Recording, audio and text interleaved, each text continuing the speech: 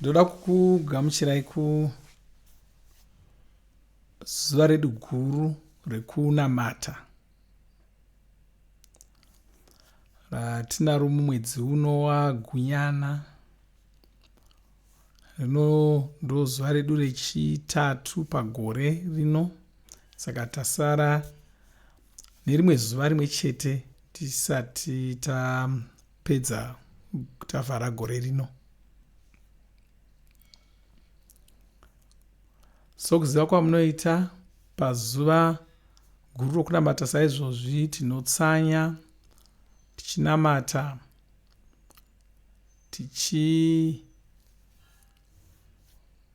nguva yedu zhinji tinoipedza tichinamata kunyanya.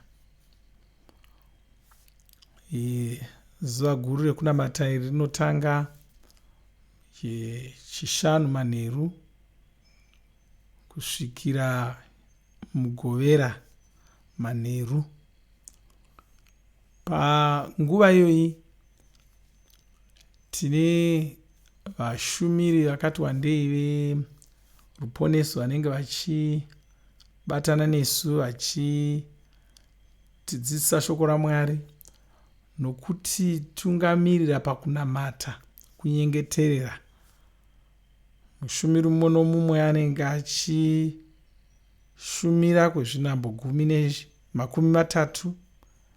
Saka zvinhambo 30 zvega zvega tinenge tichiwana mumwe mushumiri.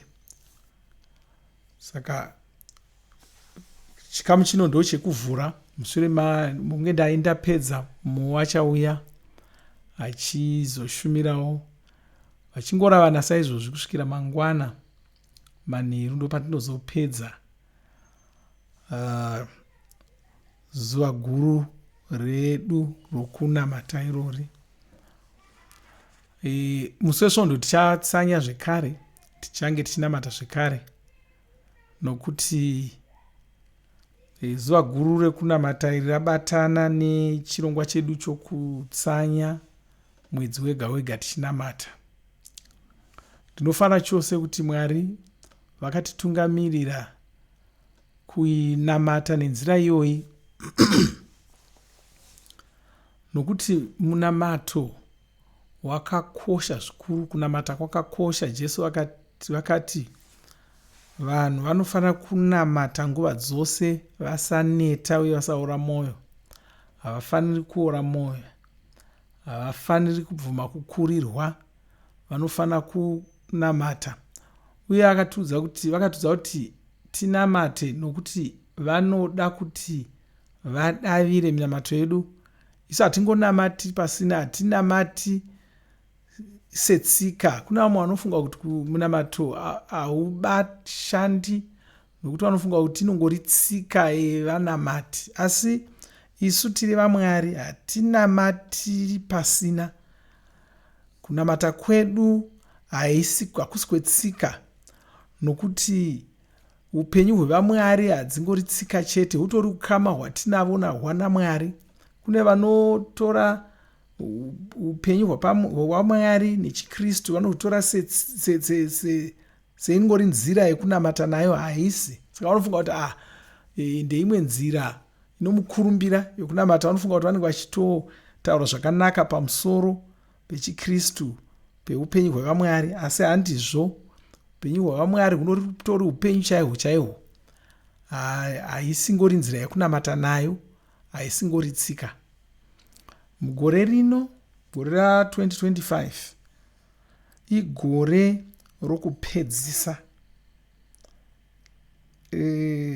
Ndo zvatakaudzwa naMweya Mutsvene patakatanga gore rino, patakanga tichivhura tichipinda mugore rino.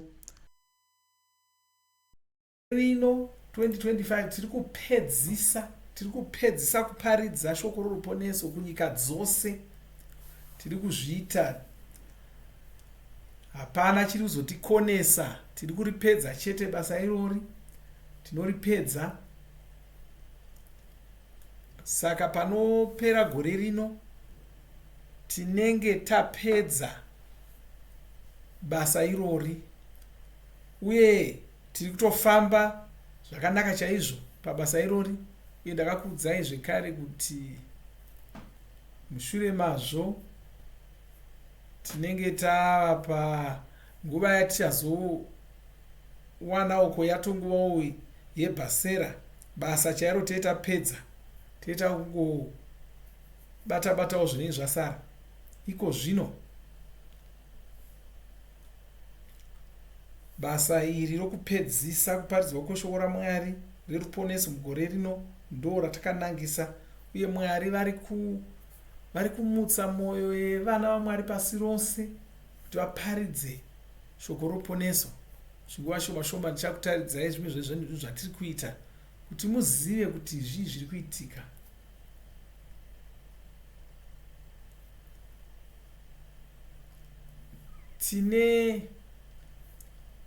Tine vanhu vakawanda chaizvo panyika pano vatoshanda navo. Hapana zvakadai zvati zvamboonekwa.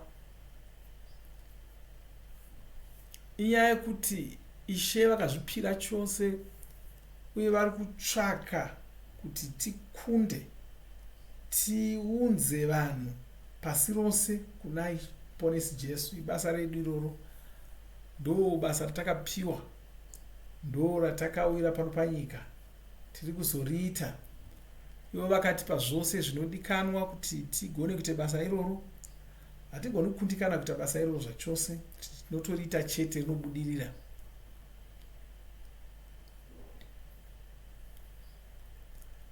Ndoda kuti nditaure nemi pamusoro pemunamato.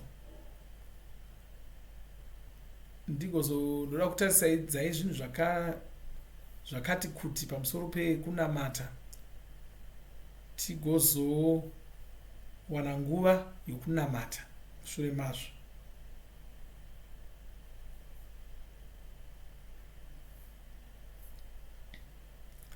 Pane chimwe chinhu chakaitika kuna Jesu mubhaibheri.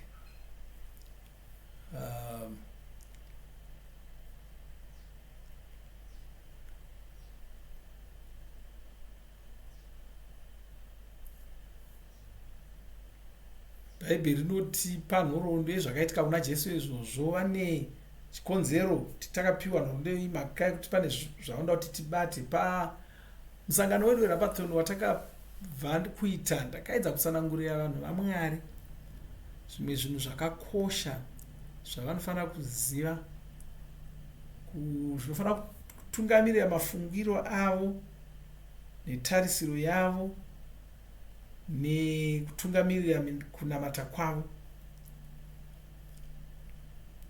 Nokuti kana kusanzwisisa chinhu ichocho kwaita kuti vatsvene vave nezvinhu zvavanokonewa kuita. Zvino Mwari vakandituma kuti ndigadzirise. Vatsvene vatova nenguva vachingopotsa panyaya iyoyo, saka Mwari vakandituma kuti ndizvigadzirise. Ndo zvandava kuita izvozvo.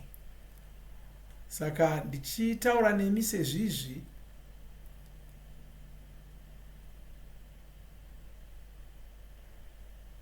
ndichatsvaka kuti ndijekese nyaya iyi. Ndoda kuti murangarire izvozvo. Ndoda kuti nditaure pamusoro pekubwinyiswa kunotaurwa nebhaibheri. Kubwinyiswa uku kuri paviri.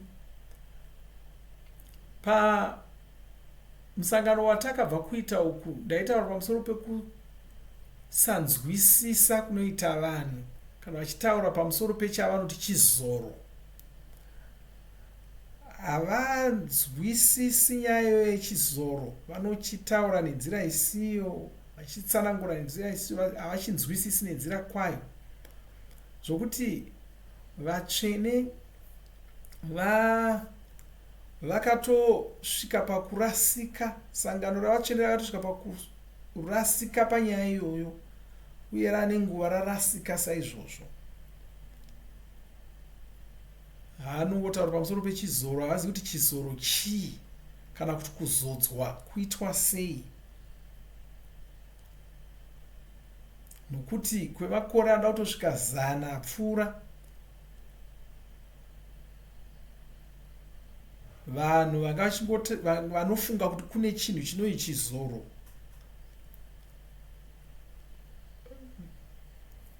havana kugona kunyatsotsanangura kuti chizoro chavari kutaura ichi chii chaicho chaicho.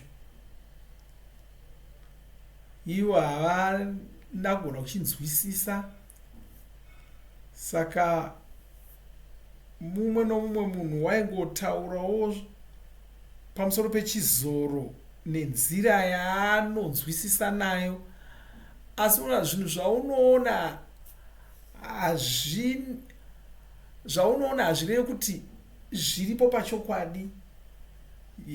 Shoko raMwari ndiro roga rinotizivisa zvinhu zviripo chaizvo. Ndozvatinotaridzwa muna Johani 14:14 vanotaura kuti shoko raMwari ndicho chokwadi.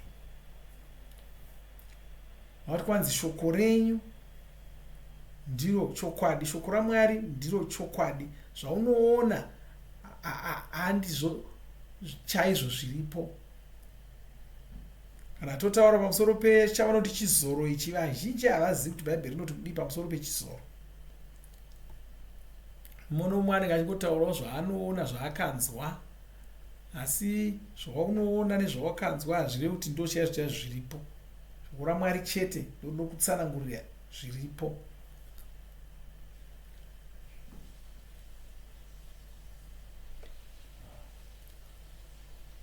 Saka iyi nyaya yechizoro yavanenge vachitaura iyi yakatopedzisira yasiyana nechaizvo chaizvo zvaitaurwa naMwari pavakataura pamusoro pechizoro.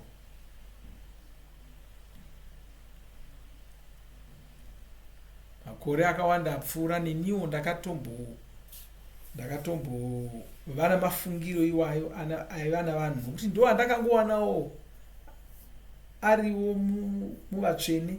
Ndandaverengawo zvinyorwa zvakawanda zvaitaura, zvainyorwa nevashumiri vekare vaiita mabasa okuparidza. Vaingotaurawo pamusoro pechizoro nenzira imwe chete iyoyo, vachingoti kuzodzwa chizoro. Asi pandakaramba ndichidzidza ndichitarira nyaya iyi, ndo pandakazoona kuti pane zvanga zvisina kunyatsojeka pamatauriro avanga vari kuita iwayo.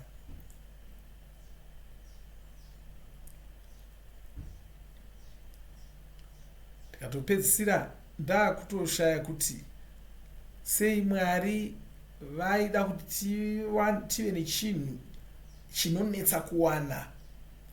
Nokuti vaitaura nezvizoro vaitaura kuti ndecho unotofanira kutobhadhara chaizvo kuti uwane chizoro. Vatonzi unofanira kubhadhara chaizvo chaizvo. Saka ndaishaya kuti saka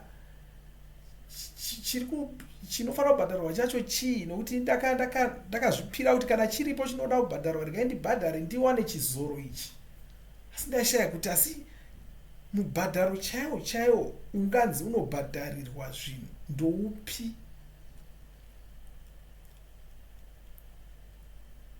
Nokuti zvose zvandaigona kupa kuti ndiwane chizoro ichi handifungi kuti ndaigona kuchitora somubhadharo chaizvo. Kunyange daizonzi ndiri kuurawa kuti ndiwane chizoro ichocho, ndaisatombozvitora sokuti pane chandabhadhara.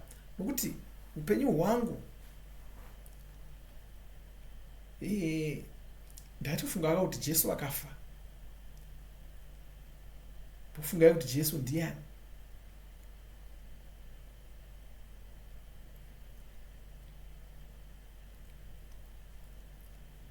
Kana chizoro chiricho chaivawo pana Jesu, saka chii chimwe chavaifanira kubhadhara kuti vawane chizoro ichocho? Mushure mamakore ndichidzidza shoko raMwari zvangu, zvakabva zvajeka kwandiri kuti nyaya yechizoro iyi neyekuzodzwa yanga isina kunzwisisiwa nomazvo navanhu. handizvo chaizvo chaizvo zvanga zviri kutaurwa naMwari, zvanga zvichifungwa navanhu izvi. Mona mutauro wakakosha, matauriro atiita zvinhu, matsananguriro atiita zvinhu, mashoko akakosha.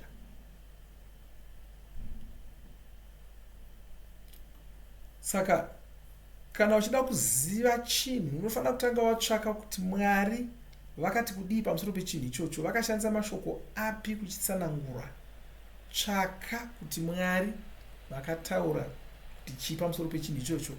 Ukasadaro unenge uchingoita zvinhu zvongofungidzira.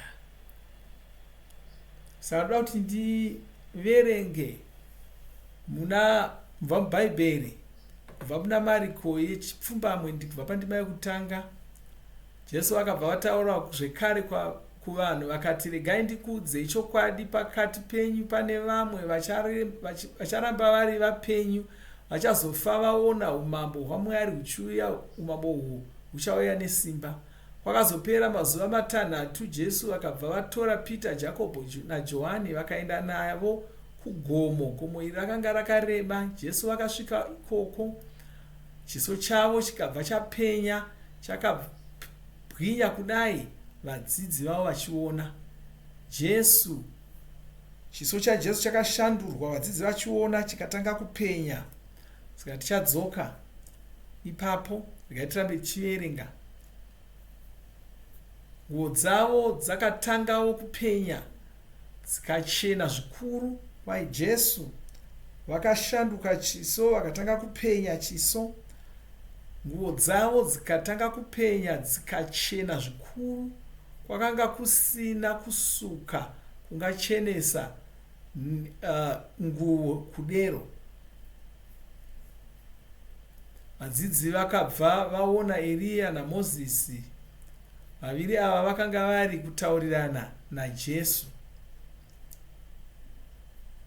Pita akabva akataura kuna Jesu akati, tenzi, zvakanaka kuti tiri pano tose, ngativake matumba 3, rimwe renyu, rimwe raMozisi, rimwe raEriya. Vadzidzi vakanga vavhunduka zvikuru, saka Pita akanga ari kungobvotomoka hake. Handizi kuti sei asina ngonyarara, kuti kana usina zvokutaura unofanira kungonyarara. Pakabva pauya gore rakavafukidza vose, inzwi rikanzwikwa mugore umu richiti, uyu ndiye mwanakomana wangu, ndiye wandinoda zvikuru, gamuchirai zvaanotaura. Gore rakabva raenda, vakabva vangosara vaina Jesu chete, hapana mumwe akanga achiripo. Vakatanga kuburuka mugomo muya. Jesu akabva vavarayira vakavati vasaudza vanhu zvavakanga vaona, vaifanira kuzozvitaura kana mwanakomana womunhu amuka kuvakafa. Saka regai tidzokere pandima yechipiri. Kwaya kwakazopera mazuva 6, Jesu akabva vatora Pita naJakobho naJohani vakaenda navo kugomo. Gomo iri rakanga rakareba. Jesu vakasvika ikoko, chiso chavo chikabva chapenya, chakabwinya kudai, vadzidzi vavo vachiona. Shoko raanoshandisa pamusoro achitsanangura kushanduka kwechiso rinonzi metamorpho. Ndo inzwi raanoshandisa ipapo, rinotsanangura kushanduka kwechinhu. Jesu vanga vachakangopfeka nguo dzavakanga vakapfeka, asi vakabva chiso chavo chakabva chatanga kupenya. Ndicho chiso chavo chavanga vagara nacho, asi chiso ichi changa chapenya, chashanduka kuruvara. Pane zvanga zvaitika kuna Jesu.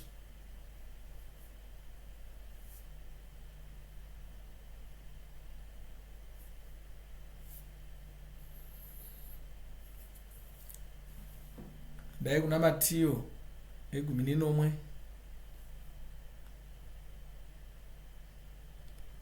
papandima yekutanga kusvika pandima yechipiri.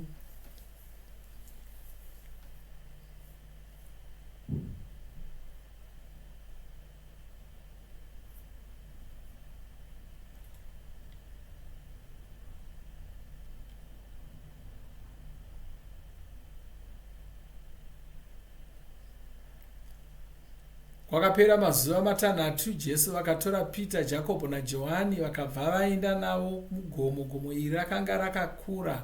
Johani akanga ari munun'una waJakobho. Chiso chaJesu chakabva chakashanduka vari mugomo umu, chikatanga kupenya. Chaipenya sezuva. Nguo dzavo dzakatangawo kupenya, dzaiita sechiedza. Apa Matiyo wakutsanangurira kwai chiso chachiri kupenya sezuva. Regai tiende kuna Ruka chisango chepfumbamwe, ndima 29.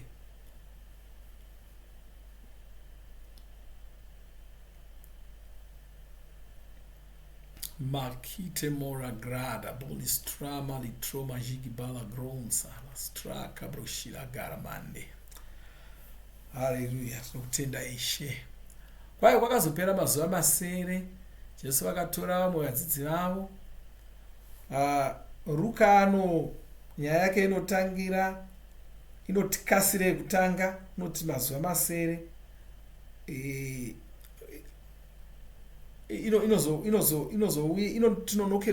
Inonoka kutanga, inotangira mushure mazuva masere. Kwa Jesu vakatora vadzidzi vavo ndokuenda vachida kunonamata. Regai muone mundima inotevera. Kwai vakasvika, Jesu ndokutanga kunamata. Matiyo haatiudzi kuti chiso chaJesu chakatanga kupenya zvaita sei. Mariko haatauri zvekare kuti chiso chaJesu chakatanga kupenya zvaita sei. Ruka ndiye unotitaurira, nokuti Ruka unoti iye achinyora zvinyorwa zvake, anoti wakazvinyora nokuti wanga akunzwisisa zvanga zviri kuitika, ndo zvakamutuma kunyora. Saka une zvimwe zvinhu zvinongotaurwa navamwe, asi iye Ruka unodzamisa pfungwa dzake pazvinhu izvozvo. Ruka wanga ari chiremba, saka munhu wanga ajaira zvokuongorora zvinhu chaizvo. Munhu wanga adzidzira kuita izvozvo. Saka pano Bhaibheri roti kwanzi Jesu akatanga kunamata. Saka chiso chaJesu chakapenya mushure mokunge Jesu vanamata. Jesu haana kungoenda pagomo ndokungoti kwadzidzi vavo zvikanzi, vakomana, honai zvandakuda kuita panapa, mubate hana dzenyu. Handizvo zvavakaita. Vakatanga kunamata. Pavainamata kudaro, chiso chavo chakatanga kushanduka, chikatanga kupenya. Kwai chiso chavo chakatanga kushanduka, nguo dzavo dzikatanga kupenya, dzikange dzava chena. Saka nguo dzavo hadzidzo dzega dzakangochena, chiso chavo chakapenyawo. Saka kupenya kwakaita nguo dzavo kwakatangira mumweya mavo. Mweya wavo ndo wakaita kuti nguo dzavo dzipedzere dzachena.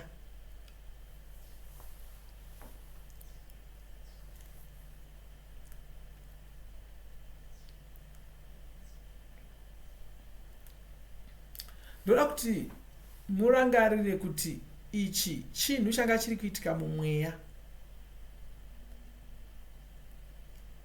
Chinhu chakaitika, vadzidzi vatatu ava vachiona, meso avo ndo akavhurwa kuti vaone zvakanga zviri kuitika mumweya. Nokuti Bhaibheri roti kwanzi Eriya naMozisi vakabva vauya pandima 30, kwanzi pakabva paita vamwe varume vakanga vari vaviri, vakanga vari kutaurirana naJesu. Saka vadzidzi ava pavakanga vachiona chiso chaJesu chichipenya, vakabva vaonawo varume vaviri, mumwe wanga ari Mozisi, mumwe wanga ari Eriya.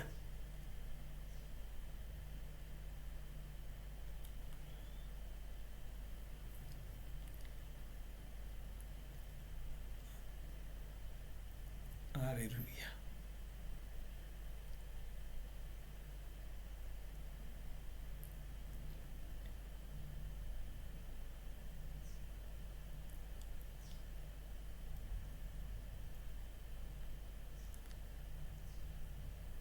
kwanzi Mozisi naEriya vanga vari kutaurirana naJesu. Saka tikuona chinhu chinonakidza pano. Varume vaviri ava vakauya vakaonekwa vaina Jesu paya Jesu pavakapenyeswa chiso chavo. Vadzidzi vakabva vaona. Deno meso evadzidzi ava anga asina kuvhurwa kuti aone zviri mumweya. Vaisazoona Eriya, vaisazoona Mozisi. Kureva kuti Mozisi naEriya vaigona kungouya vakataura naJesu vadzidzi vasingatovaoni. Nokuti kunyange pavakazongonyangarika varume ava, vadzidzi vanga vachakangosvinura vakatarira, asi vakangozokwarika vanhu vaya vanyangarika, kureva kuti meso avo anga asisiri kuona zvanga zviri mumweya.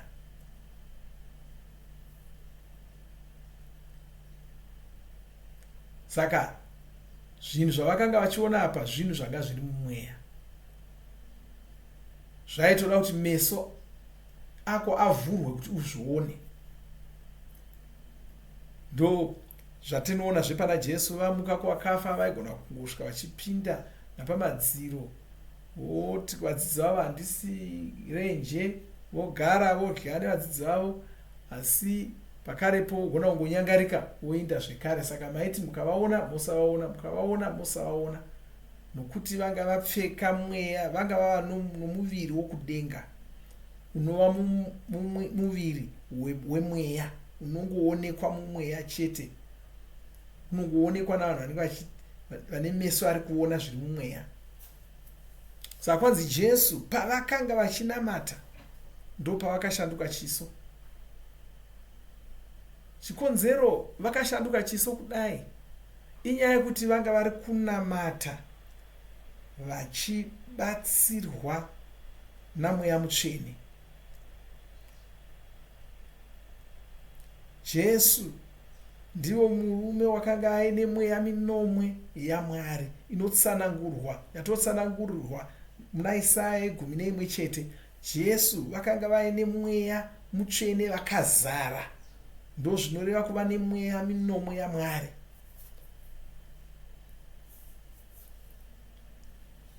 Saka tichadzoka panyaya iyoyo yemweya minomwe yaMwari.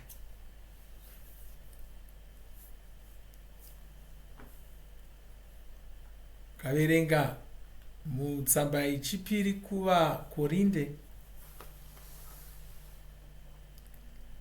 chitsauko 3 ndima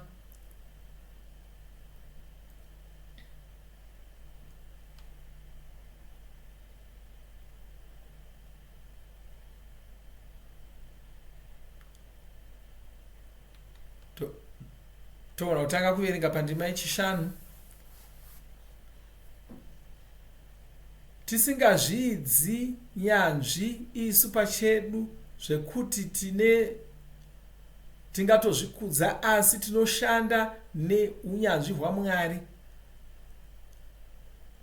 Kwanzi Mwari vakatiita vashumiri vesungano itsva. Kwai Mwari vakatiita vashumiri vesungano itsva vanogona basa. Kureva kuti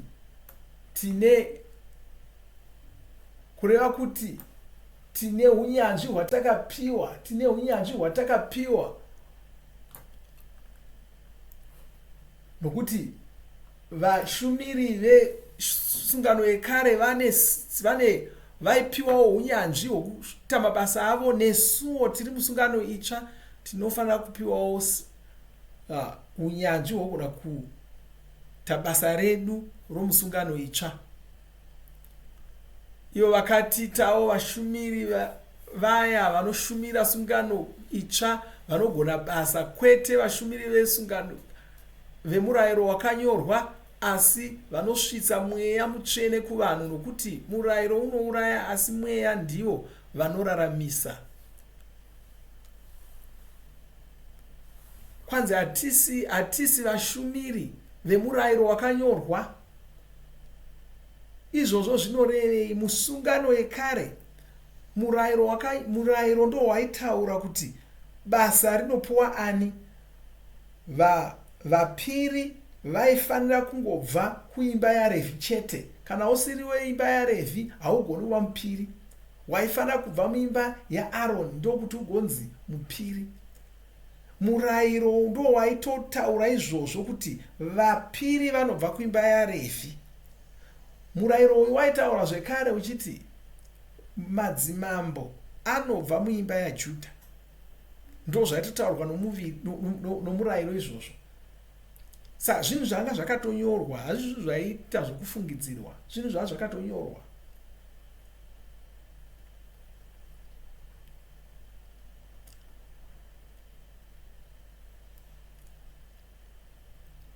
Saka muvoni ndiye wainodira mafuta pamunhu achimugadza kuita mambo, akamira nezvaitaurwa nomurayiro kuti mambo unobva kuimba yaJudha. Asi tovhunza toti waifanira kugadza vavoni ndiani?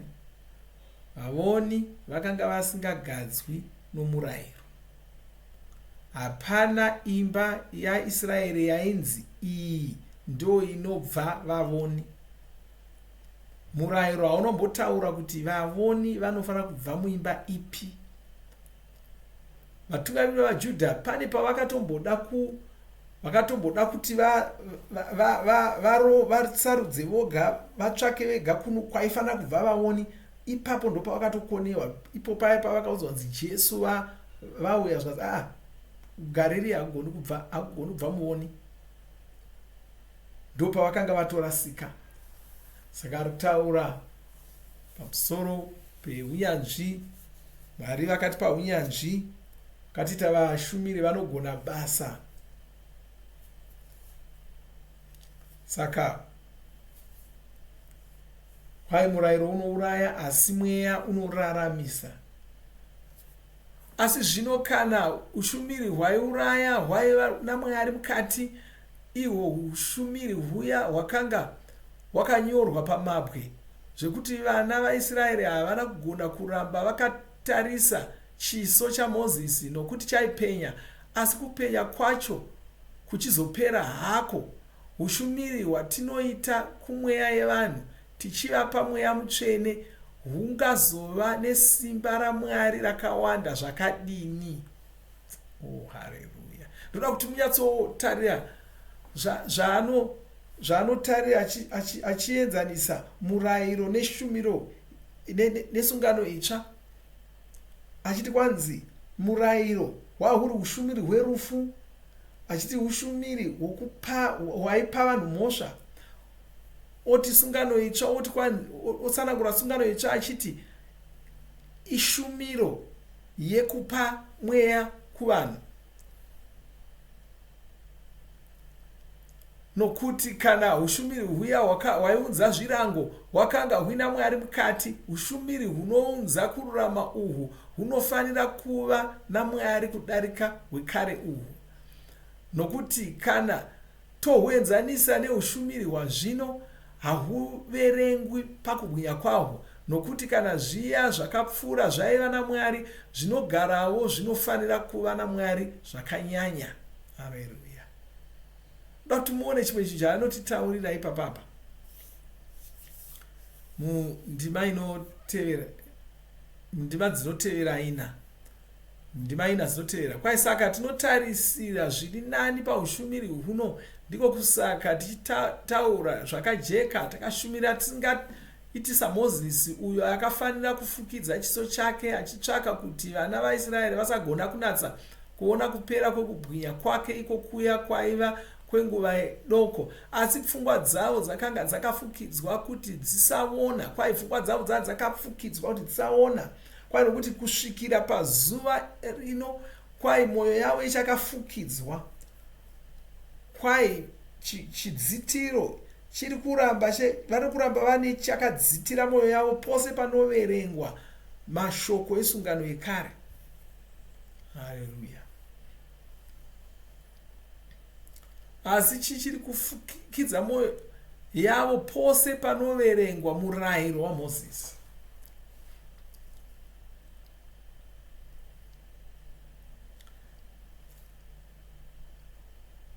Asi kana munhu achitendeukira kuna Ishe, chifukidziro ichi chinobviswa. Ishe ndiwo mweya wacho, uye pana mweya waIshe pane kusungunuka. Haleluya, haleluya.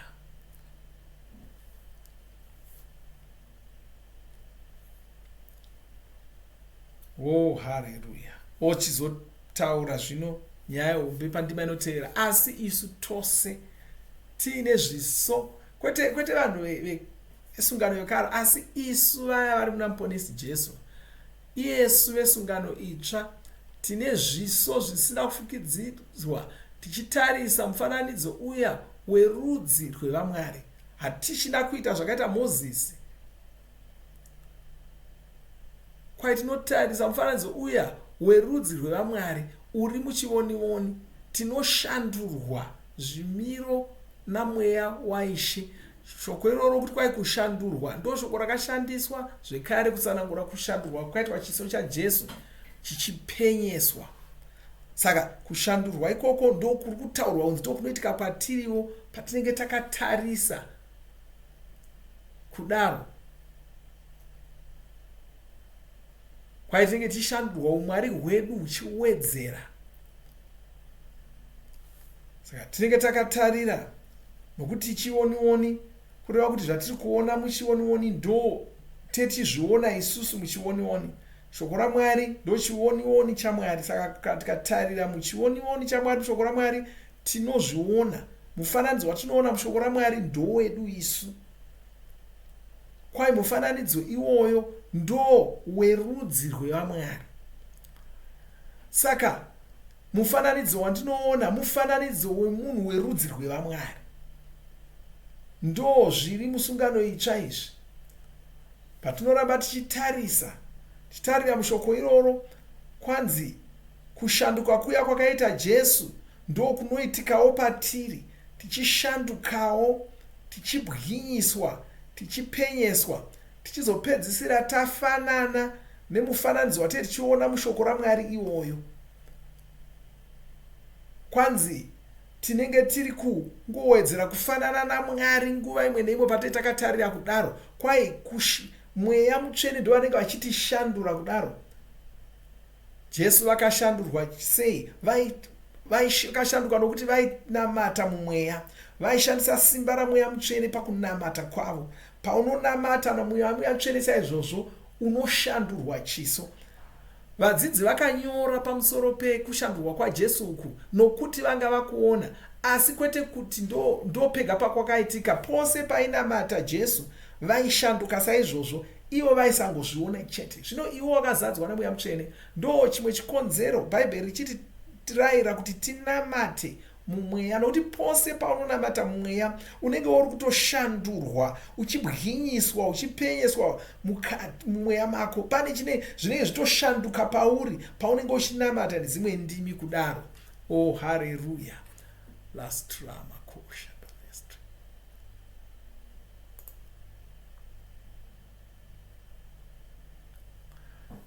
Zvino vanhu vanotaura nezvechizoro mazuva ano deno vakanga varipo musi wakashanduka Jesu, vangadei vakati takaona Jesu takaona chimwe chizoro chichiuya pana Jesu. Chizoro ichocho chauya, Jesu vakabva vatanga kupenya chiso, ndo matauriro avazoita. Asi tovabvunza toti kana muchiti chizoro munorevei? Havazivi kuti zvinorevei. Vamwe vanoti chizoro isimba raMwari. Saka kana riri simba raMwari, madii kungoti simba raMwari, nokuti Bhaibheri harina kumbotaura richiti chizoro. Madii kungotaura muchiti isimba raMwari. Vamwe vanoti kuda mweya waMwari, madii kungotaura kuti mweya waMwari.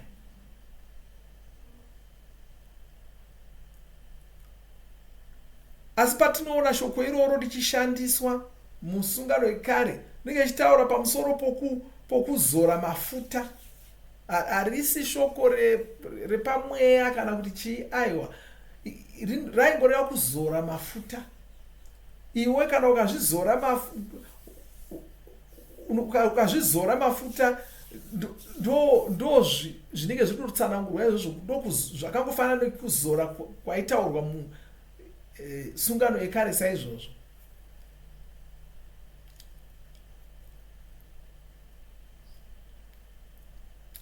Asi shoko iroro rinoshandiswa kunzi kuzora iroro muchihebheru rinorevawo zvekare kutsaura.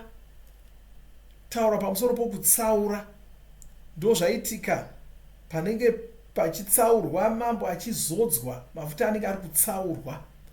Ndosaka zvichinzi bhaibheri richiti imimi makapiwa chizoro ichocho, hamuchafaniri kudzidziswa zvinhu magona kuzvinzwisisa. Chaari kutaura pamusoro kuti makatsaurwa, makasanangurwa, mukatsaurwa kuti mugoziva nokunzwisisa zvakavanzika zvaMwari.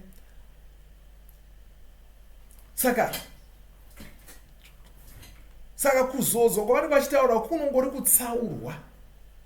kutsaurwa.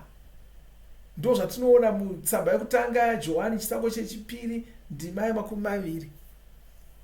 Kwai kana muchiziva kuti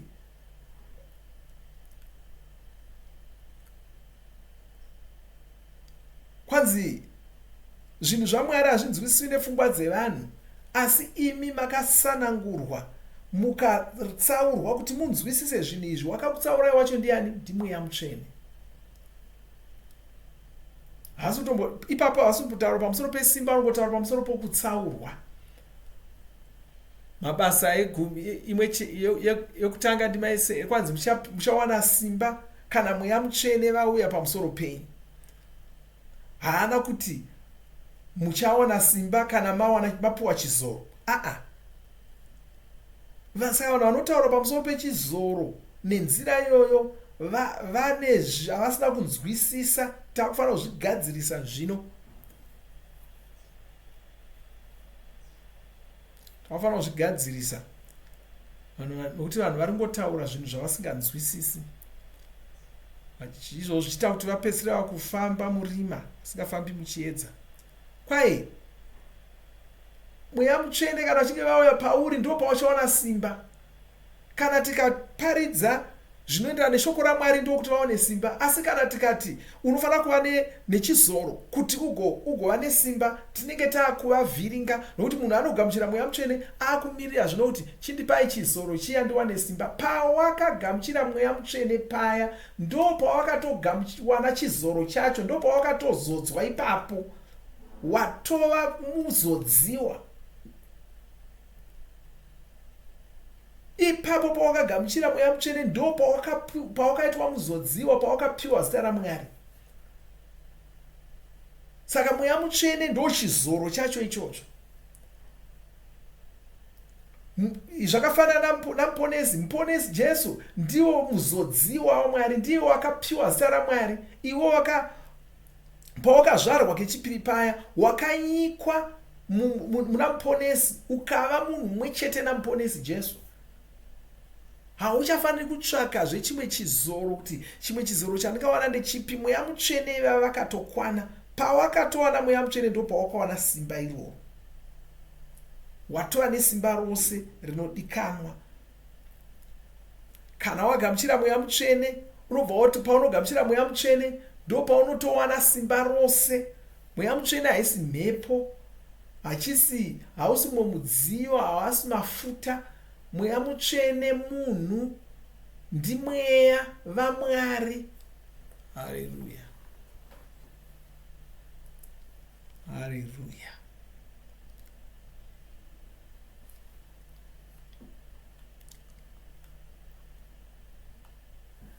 Saka usaomesa nyaya yacho, usavhiringa, ingotaura uchishandisa mashoko akashandiswa naMwari.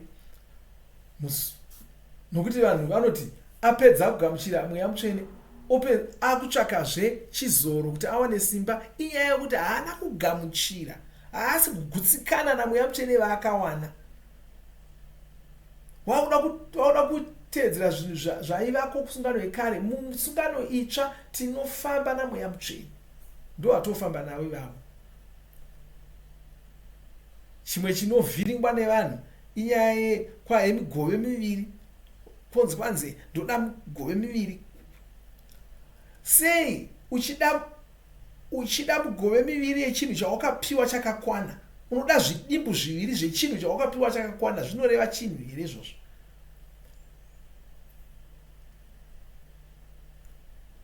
Unoda zvimedu zviviri zvechinhu chawakapiwa chakakwana.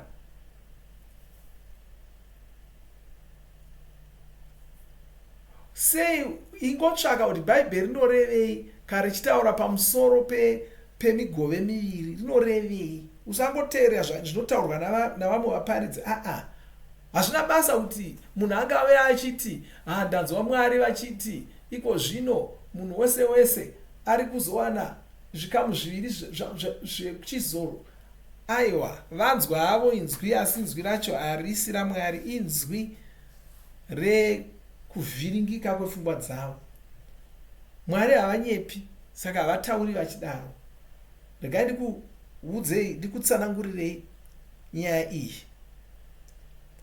Zvose zvemigove miviri izvi zvakangotorwa pana Eria naErisha. Ndo pazvakangotorwa pega, hapana pamwe futi mubhaibheri. Eria ndiye wakanga ari muranda waMwari, akanga atumwa naMwari, ndiye wakanga ari mutungamiriri weboka revavoni vakanga varipo. Ndiye wakanga ari kutungamirira boka iroro. Chitarira, chiona paaifamba Erisha achimuteverera, waisangana nezvipoka zvevavoni, ndo zvipoka zvaitungamirira izvozvo. Saka ndiye wakanga ari mutungamiriri wevavoni vese vavo. Saka wakazosvika pana Jordan, parwizi Jordan, ndokuudza Erisha. Erisha ndiye wanga ari muranda wake. Zvikanzi, ndisati ndatorwa, kumbira zvauri kuda ndikusiye ndakupa.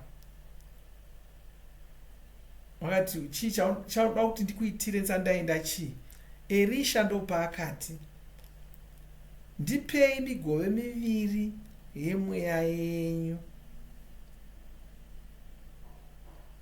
Vazhinji havana kunzwisisa ipapo, vakafunga kuti Erisha waida kuti mweya waiva pana Eria ngauye paari wakapetwa kaviri. Erisha wakanga ari kuti ndoda migove miviri yemweya wenyu, migove miviri, kwete kuti mweya wenyu wakapetwa kaviri. Asi regai tsanangure kuti zvinorevei izvozvo, zvaitorevei, mashoko iwa anorevei, nokuti zvirimo mubhaibheri. Nokuti Eria akumbirwa kudaro, wakati wakumbira zvinhu zvakaoma, asi kana ukandiona ndichitorwa unobva wawana chawakumbira. Inyaya sei akataura kudaro? Waireva kuti inini handisini ndinokwanisa kupa zvinhu izvozvo. Mwari ndo vanogona kukupa migove miviri yauri kuda iyoyo. Kureva kuti saka tofanira kuongorora ipapo kuti chii chaanga ari kukumbira chaicho chaicho, ranga ridimikira. Erisha zvaanga ari kutaura, wanga ari kuti inini ndoda kuti ndive ndinosara ndirini mukuru wavaoni, ndoda kuti ndisare ndine chinzvimbo chenyu. Ndo zvanga zviri kutaurwa, ndo zvaaireva paakati migove miviri. Asi Eria akati, ini handisini ndinosarudza kuti usara pachinzvimbo changu ndiani. Mwari ndo vanodaro. Nokuti deno zvanga zviri zvinhu zvaaikwanisa kuita. Kudai akangobata Erisha neruoko rwake achimupa chiropafadza ichocho, asi haana kukwanisa kudaro, nokuti Mwari ndo vanopa vanhu mabasa. Saka ndosaka akati, wandikumbira zvakaoma, zvinongoitwa naMwari chete. Saka kureva kuti tinofanira kunzwisisa kuti mutemo waiti chii pamusoro pemigove miviri. tinyatsoongorora kuti bhaibheri rinotaura kuti chii pamusoro pemigove miviri. Zvarinoreva zvokudai, kana munhu akanga aine vana, ngatimboti ane vana 6, oti kana munhu ane vana 6 achida kuti agovere pfuma yake kuvana vake 6, waifanira kutora pfuma yake oikamura oisa muzvipoka 5 kwete 6, opa mumwe nomumwe chikamu chimwe chete. Avapa saizvozvo, chikamu chechinomwe chasara chopuwa mukuru wacho, ndokunzi wapuwa migove miviri.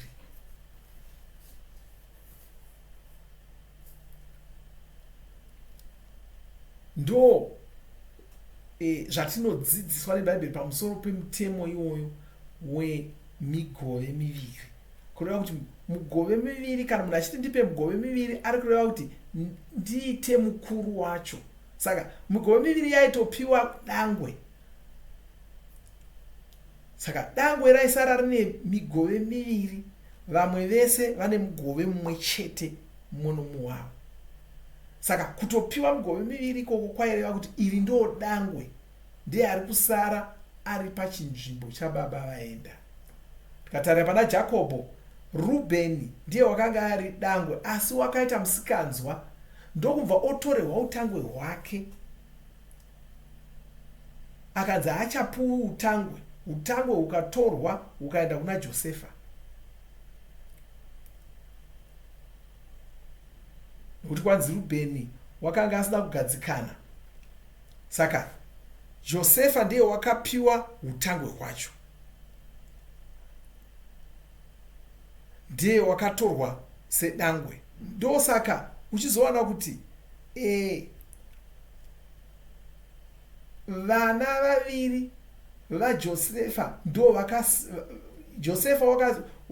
Jakobho wakatora vana vaJosefa vaviri ndo vakasara vakabata nzvimbo yake. Rubheni wakautorwa mwana mumwe chete. Saka ndosaka uchiona kuti Efraimu naManase, vana vaJosefa vari vaviri, vakanga vanotoverengwa sevana vaJakobho. Ndo migove miviri yakapiwa Josefa iyoyo. Vamwe vese kwaingotorwa imba imwe chete. Muna Josefa makabuda dzimba 2, asi mune vamwe vese makabuda imba imwe chete, kutaridza kuti Josefa ndiye wakanga ava dangwe, ndiye wakanga ava mukuru.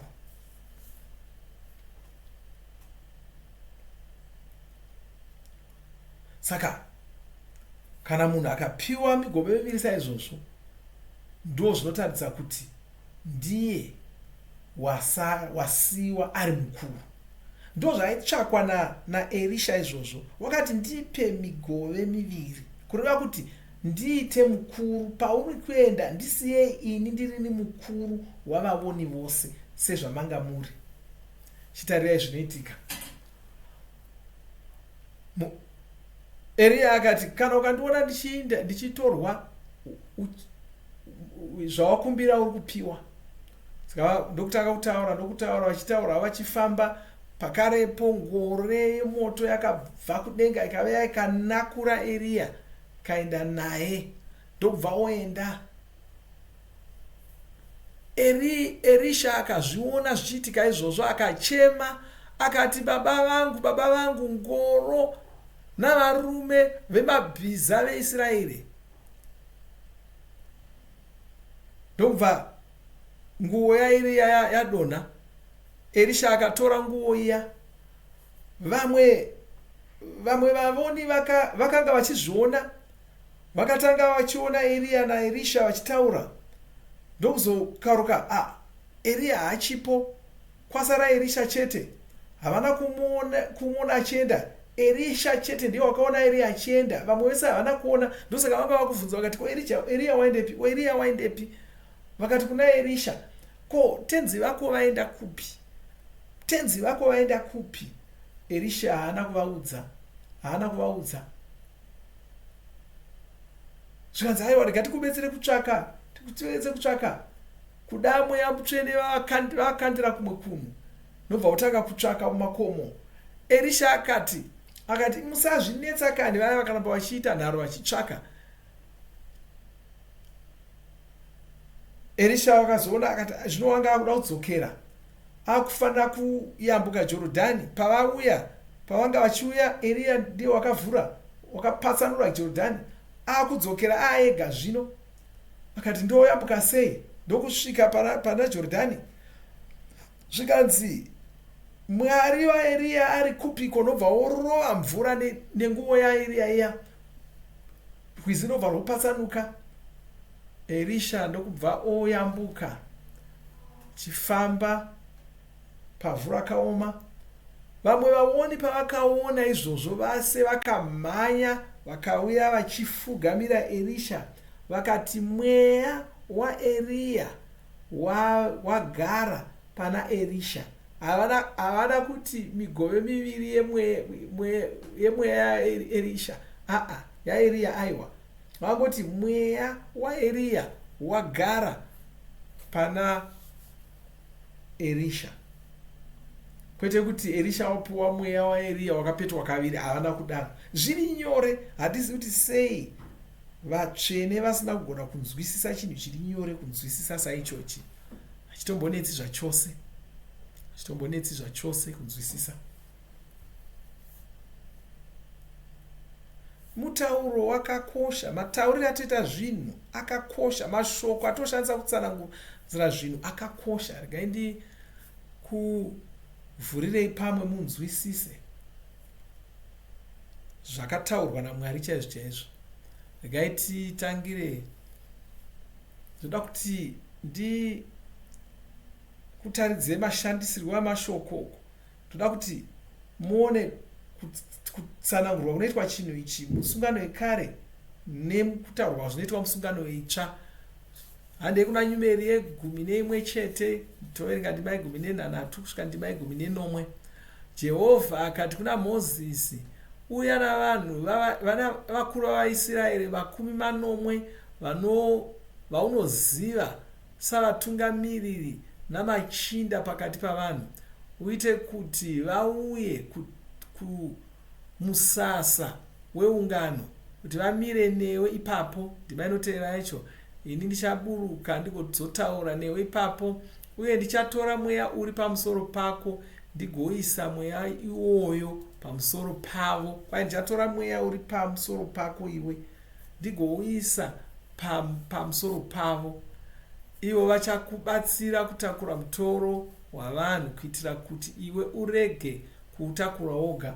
Kwai Mozisi uno mweya wakanga uri pamusoro pake.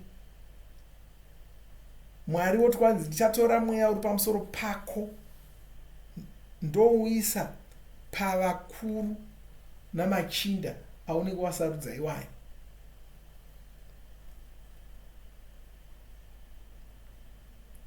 Kwai mweya uyu uchavawo pamusoro pavo. Chitarai ndima ye25. Ipapo Jehovha akaburuka ari mugore akataura navo, avaunganidza saizvozvo, uye akatora mweya wakanga uri pamusoro pake akaisa mweya uyu pamusoro pavakuru 40. Mweya wakati wagara pamusoro pavo, vakatanga kutaura zviri mumweya, asi havana kuzombomirazve. Munoona here? Kwanzi vakatanga kutaura zviri mumweya vasingamiri. Kwai mweya waiva pana Mozisi pawakaiswa pamusoro pavo, vakatanga kutaura zviri mumweya. Kwai mweya vakasvikogara pamusoro pavo. Inda kuna vatongi vose izvozvo ndozvakaitika kuvatongi vose vatinoverenga muBhaibheri. Mweya vakauya vakagara pavari vose. Ngatinde pana vatongi 3 ndima ye2. Asi vakati vachema kuna Jehovha, akavamutsira musununguri Otinieri mwanakomana waKenazi munun'una waKarebhu, uyo akavaponesa. kwai mweya waJehovha wakauya pamusoro pake. Tarira manyorerwa zvakaitwa. Mweya waJehovha wakauya pamusoro pake kuti ave mutongi weIsraeri uye akaenda kuhondo. Mweya waJehovha wakauya pamusoro paOtinieri. Mweya waJehovha zvataverenga pamusoro paMozisi kunonzi mweya wakanga uri pamusoro paMozisi wakaiswa pavakuru.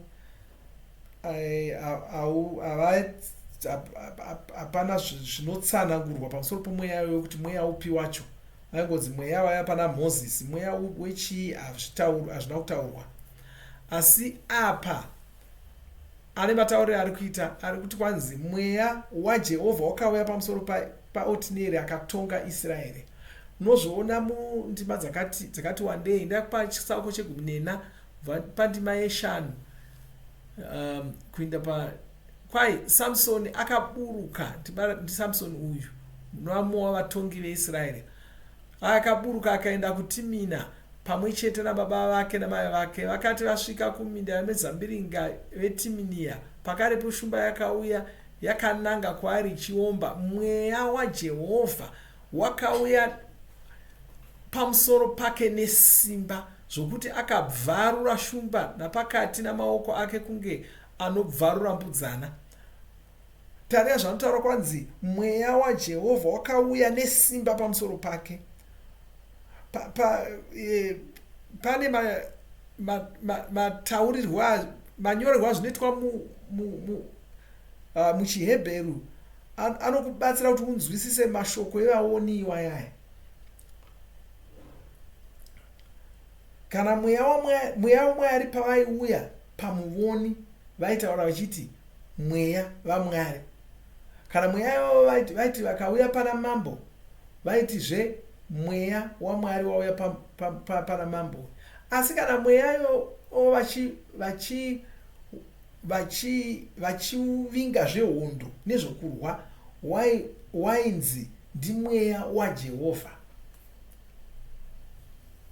Kureva kuti vaiuya samweya vari kutsvaka kukurira zvinhu, vanotsvaka kutonga. Katarira mutauro kwavaita naMozisi ukaverenga naGenesi Exodo ye6, kwai madzibaba enyu akandiziva saElshadai, asi ini ndinonzi Jehovha. Saka kuna Mozisi wakauya achiti ini ndinonzi Jehovha. Zvakanzi madzibaba ako akandiziva saElshadai, asi ini ndinonzi Jehovha. Kwai havana kundiziva nezita rokuti Jehovha, vakandiziva nezita rokuti Elshadai. Zvino isusu tinoverenga shoko richiti Jehovha, asi vaJudha havatodi kudana zita iroro. Vanoshandisa zita rokuti Adonai. Vanotya kushandisa zita rokuti Jehovha, havadi kurishandisa. Vanoti zita raMwari rinoyera zvakanyanyisa. Asi rechiHebheru chairo rinotoshandiswa chairo nderokuti Yawe. Rokuti Jehovha rakabuda pane rokuti Yawe ipapo.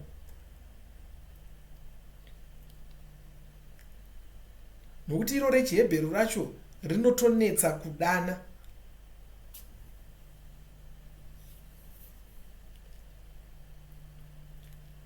Asi unoona kwanzi mweya waJehovha wakauya nesimba pana Samsoni. Ari kuunza zvinhu zviviri apa. Ari kuti pakauya mweya waJehovha nemweya wesimba pana Samsoni. Musungano yekare vanhu vaita zvokupimirwa mweya. Vaisapuwa mweya mutsvene vakakwana vese. Vaita zvokupiwa chikamu chavaingofanira kushandisa ipapo chete. Rikaitinde kuna Nyumeri 24 ndima ye2. Ndoda kuti nditsanangure zvinhu zviviri papapa. Kwai Bharamu inotaura pamusoro paBharamu wanga ari muvoniwo akanga asina kunyatsonaka chose. Bharamu akati atarisa kunze akaona vaIsraeri vagere pamusasa rudzi norudzi, mweya waMwari wakauya pamusoro pake. Saka kunzi mweya waMwari wakauya pamusoro pake. Ngande kutsamba kubhuku yokutanga yaSamueri chisango 10:10. Kwanzi pavakasvika kuGibhea akasangana neboka revaoni, mweya waMwari wakauya pamusoro pake nesimba. NdiSauro uyo mwanakomana waKishi. Kwai mweya waMwari wakauya pamusoro pake, iye akabatana navo pakutaura zviri mumweya, akataura pamusoro pamweya waMwari.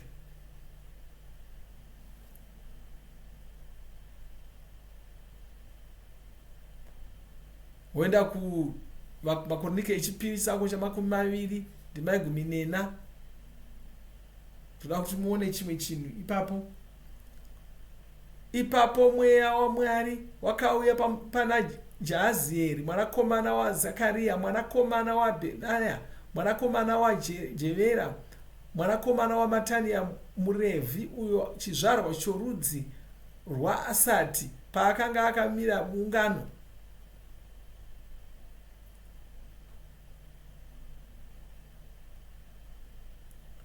Kwai mweya waJehovha wakauya pamusoro pake kuti atungamirire kuinda kunorwa. Saka anga ari kuudza gungano zvokuita. Ndavabvunza kuti pano musiyano here pakati pomweya waJehovha nemweya waMwari. Zvakasiyana, ndo matauriro evaoni. Dzimwe nguva toona kuti washandisa hedu semashoko akafanana, asi kamotaura zviri mumweya chaizvo zvinoda kuti siyana. Regai tiende kuna Isaya 11 ndima yokutanga kusvika yechipiri. Kwai bukira richabva kudzinde raJese, davi rinobva pamidzi yake richabereka muchero. Mweya waJehovha uchagara pamusoro pake. Mazviona here? Mweya waJehovha uchagara pamusoro pake.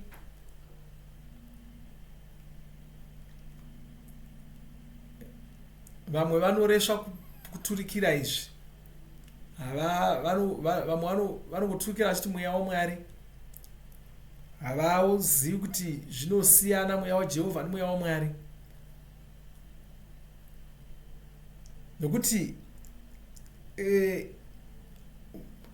tikatarira manyorerwo akaita shoko chairo rakashandiswa ishoko rokuti rokuti mweya waJehovha. Kwai mweya waJehovha uchagara pamusoro pake, mweya uchenjeri nokunzwisisa, nomweya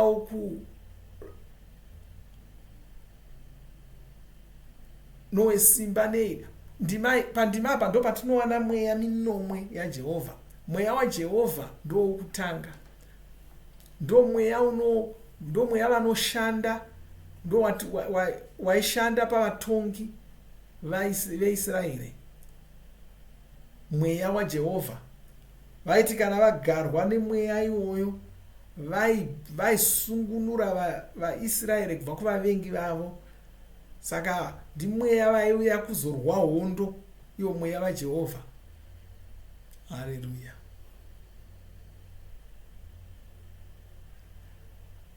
Kwai wechipiri mweya wouchenjeri nemweya wokunzwisisa nomweya wokurayira ndowechina, nomweya wesimba ndowechishanu, nemweya wokuziva ndowetanhatu, nomweya wokutya Jehovha ndowechinomwe. Mweya vanoita kuti vanhu vadzikame panzvimbo vachiremekedza Mwari. Vanoita kuti nyange mudzinyika vanhu vadzikame varemekedze Mwari. Saka muupenyu hwaSamusoni tinoona mweya miviri, mweya waJehovha nemweya wesimba ndo yanga iri kushanda paari. Toenda kuna Vatongi 15 ndima 14. Akati asweda kurei, vaFiristia vakataura kwaari vachidanidzira. Mweya waJehovha ukauya paari nesimba, mabote akanga ari mumaoko ake akaita sorushinda, uye zvisungo zvikadonha mumaoko ake. Simba ratinoona ranga riri kutaridzwa apo, wanga ane simba. Haleluya. Bhaibheri rinoti pamusoro pako, unoti kwanzi unofanira kugwinyiswa nesimba. Mweya Mutsvene ngavakugwinyise nesimba, ngavagwinyise mweya wako nesimba. Ndozvinotaurwa nebhaibheri. Vatongi ye13 ndima ye13 kusvika ye14. Hanzi ipapo Dherira akati kuna Samusoni, kusvikira zvino wanga uchingondiita benzi uye uchireva nhema kwandiri. Ndiudze kuti ungasungwa sei? Akapindura akati, kana ukarukira mhotsi dzangu 9 dzevhudzi rangu mucheka wakarukwa uye ukadanidzira pasi pembambo, ini ndichava munhu asina simba. Dherira akatora mhotsi 9 dzebvudzi nomusoro wake akadzirukira mumucheka unorukwa, akadzirovera pasi nembambo. Akadanidzira kwaari akati, Samusoni, vaFiristia vasvika. Akapepuka pahope dzake akavhomora mbambo nomucheka wakarukwa akaenda nazvo zvose. Wanga ane simba rakawanda chaizvo. Saka unoona mweya waJehovha wakauya pana Samusoni nesimba rakadaro. Ngatinde muna Johani 3 ndima 34. Kwaye uyo akatumwa naMwari nokudaro unotaura mashoko aMwari, akapiwa mweya waMwari, akavapiwa vakakwana. Nokuti ndizvo zvinoita Mwari, vanopa vanhu mweya Mutsvene, vanovapa mweya vakakwana. Patinogamuchira mweya Mutsvene, takawana mweya Mutsvene vakakwana. Vakauya muunomwe hwavo, vakauya muunomwe hwavo.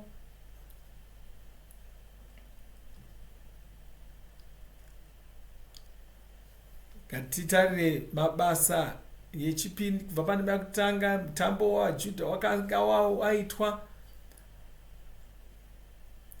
kwakabva kwatanga kutinhira. Yaita sekuti mhepo yaivhuvhuta ine simba guru ichibva kudenga ikazadza imba yose.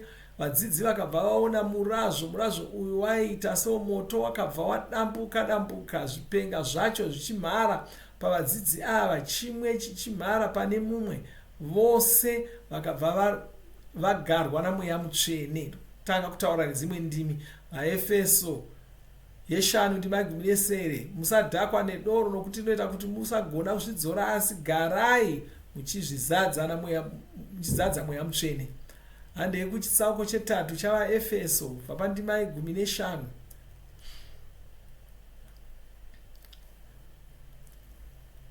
Kwanzi avo vane zita riya rakapiwa mhuri yose iri kudenga neiri panyika, ndichinamata kuti vakupei simba ramweya munhu wenyu womukati, asimbiswe namweya vavo, agwinyiswe kuti muponesi vagare mukati menyu nokuda kwerubimbo rwenyu, midzi yenyu ichidzika murudo nekusimbiswa, mugogona kunzwisisa pamwe nevamwe vatsvene vose kuti rudo rwamuponesi rwakafara sei, rwakareba sei.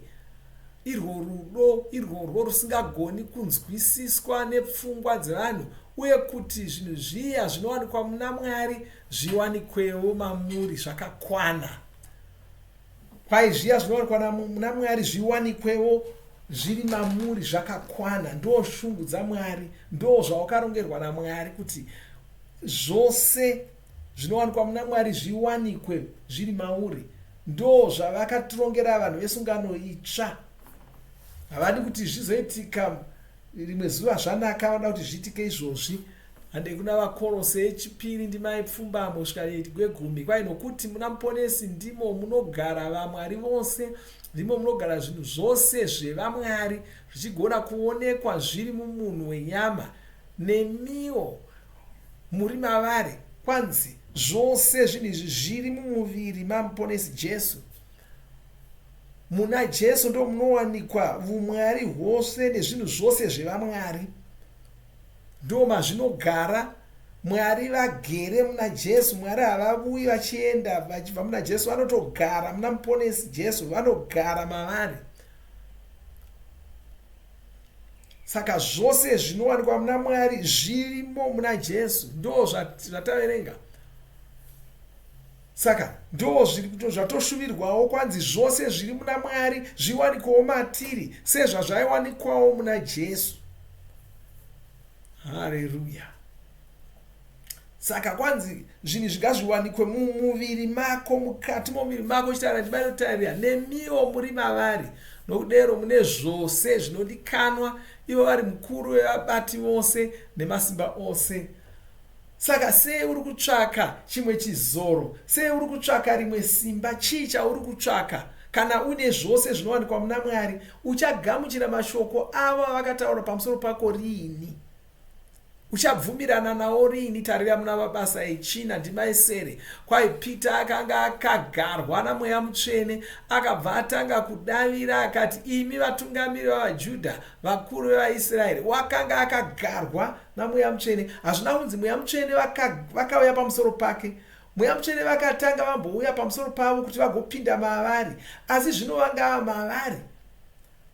Kwai vauya saizvozvo, hauchanzwi vachinzi Mweya Mutsvene wakauya pamusoro pake. Mweya Mutsvene havasi kuuya pamusoro pake, vari maari, vakazara maari. Kubva ipapo kwachatangoona musungano itsva, tinongonzwa pamusoro pokuti wanga akagarwa naMweya Mutsvene, wanga akagarwa naMweya Mutsvene, wanga akazara Mweya Mutsvene, wanga akazara Mweya Mutsvene, wanga akadhakwa naMweya Mutsvene. Ndo zvatinongoona izvozvo. Namabasa echipiri tanzi kwai Mweya Mutsvene vakauya pamusoro pavo, ndobva vopinda mavari ndokugara imomo. Chitsauko Mabasa echina ndima 31, vakanga vachiri kunamata kudai, pavakanga vari pakatanga kudengenyeka, ivo vakagarwa naMweya Mutsvene, ndokutanga kutaura shoko raMwari vakashinga vasingahli. Saka munhu akatanga kutaura kuti uchawana chimwe chizoro chichakushingisa, hazvina zvoreva. Mubvunzo chado kuti una Mweya Mutsvene here? Kana una Mweya Mutsvene, hauna kugamuchira mweya wokutya, asi worudo, nowesimba, nowepfungwa dzinoshanda zvakajeka. Haleluya. Oh, haleluya. Ndo mweya vaunawo.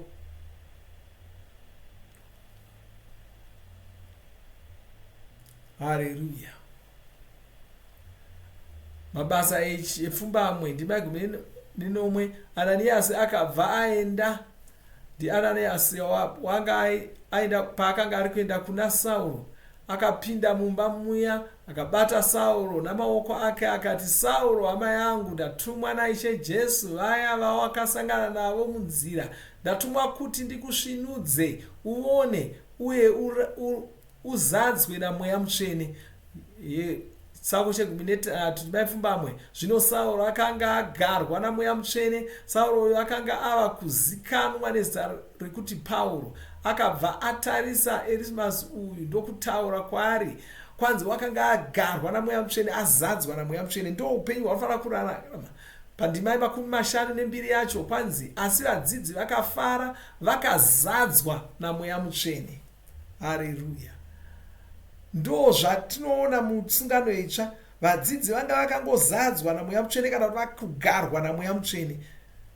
Tinongoona vachinzi vanga vakazadzwa naMweya Mutsvene kana vanga vakagarwa naMweya Mutsvene kana vanga vakadhakwa naMweya Mutsvene. Ndo zvatinongoona chete. Hapana panombonzi Mweya Mutsvene vakauya pamusoro pavo. Hazvidzidzi, hazvimo mushoko raMwari. Saka gutsikana naMweya Mutsvene wawakagamuchira, hauna umwe Mweya Mutsvene vauri kuzowana. Uye hakuna simba richabva kudenga richiuya pauri. Usanyeberwa uchinzi kwanzi, nokuti vamwe vanoti saizvozvo namato yavo vachiti pane simba riri kubva kudenga, kana wakagadzirirai pane simba riri kuuya pamuri. Rakatouya kare, zviuru 2 zvamakore zvapfuura, rakatouya kare simba iroro. Ndakuudzai, endai pana Mabasa e10 ngatione zvakaitika. Haleluya. Makosa takapalamande. Kwai Apollo akanga achiri paKorinde. Pauro akapinda nemunyika dzekumusoro akasvika paEfeso akasangana nevamwe vadzidzi akataura kwavari akati ava vanga vari vadzidzi vanhu vakanga vakatoponeswa vakatogamuchira Jesu. Chitarira zvinotaurwa, akataura kwavari akati handiti makagamuchira Jesu saka mati mavana mweya mutsvene here? Haana kuti makagamuchira chizoro here? Kwai makagamuchira mweya mutsvene here? Mweya mutsvene ndo wakakosha, kwete chizoro chinongotaurwa. Mweya mutsvene ndo wakakosha, ndo chizoro chacho. Wakagamuchira here mweya mutsvene pawakagamuchira Jesu? Vakapindura vakati kwete, hatitati tatombodzwa nezvamweya mutsvene isu. Pauro akapindura akati handiti mati makanyikwa muna muponesi, saka makanyikwa sei? Ivo vakamudayira vakati takangonyikwa mumvura tikaombekwa. Zviya zvaiitwa naJohani. Vanofanira kunge vakanzwa pamusoro pechizoro, ndo vakanzwa pamusoro pamuzodziwa muponesi Jesu, asi vanga vasina kunzwa nezvamweya mutsvene. Zvikanzi makanyikwa pai? Zvikanzi hatakanyikwa mumvura zvaiita Johani zviya. Pauro akati Johani ainyika vanhu mumvura, iye aiva nzira yekuti vatendeuke vagamuchire wakanga achauya, ivo Jesu muponesi. Vakanzwa mashoko ake vakabva vanyikwa muzita raIshe Jesu. Kuti zita raJesu ndo zita rinoshandiswa naBaba, ndo zita rinoshandiswa naJesu, ndo zita rinoshandiswa naMweya Mutsvene, ndo zita rinoshandiswa navose vari vatatu. Vose vanoshandisa zita vanozikamwa nezita rekuti Jesu. Kwanzi zvose zviri muvamwari zvinowanikwa muna Jesu. Haleluya, haleluya. Saka pawagamuchira izvi vakanyikwa muzita raJesu. Pauro akabva abata misoro yavo, Mweya Mutsvene wakauya pavari. Mweya Mutsvene vakabva kuna Pauro, hauna kubva kudenga. Pauro paakabata namaoko ake, Mweya Mutsvene vakabva vauya pamusoro pavo. Mweya Mutsvene vaibvepi? Waibva muna Pauro.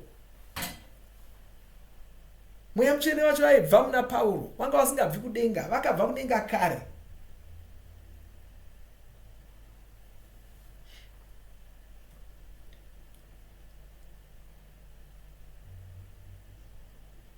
Nokuti Pauro ndiye wakanga akatakura Mweya Mutsvene pakati pavo ipapo.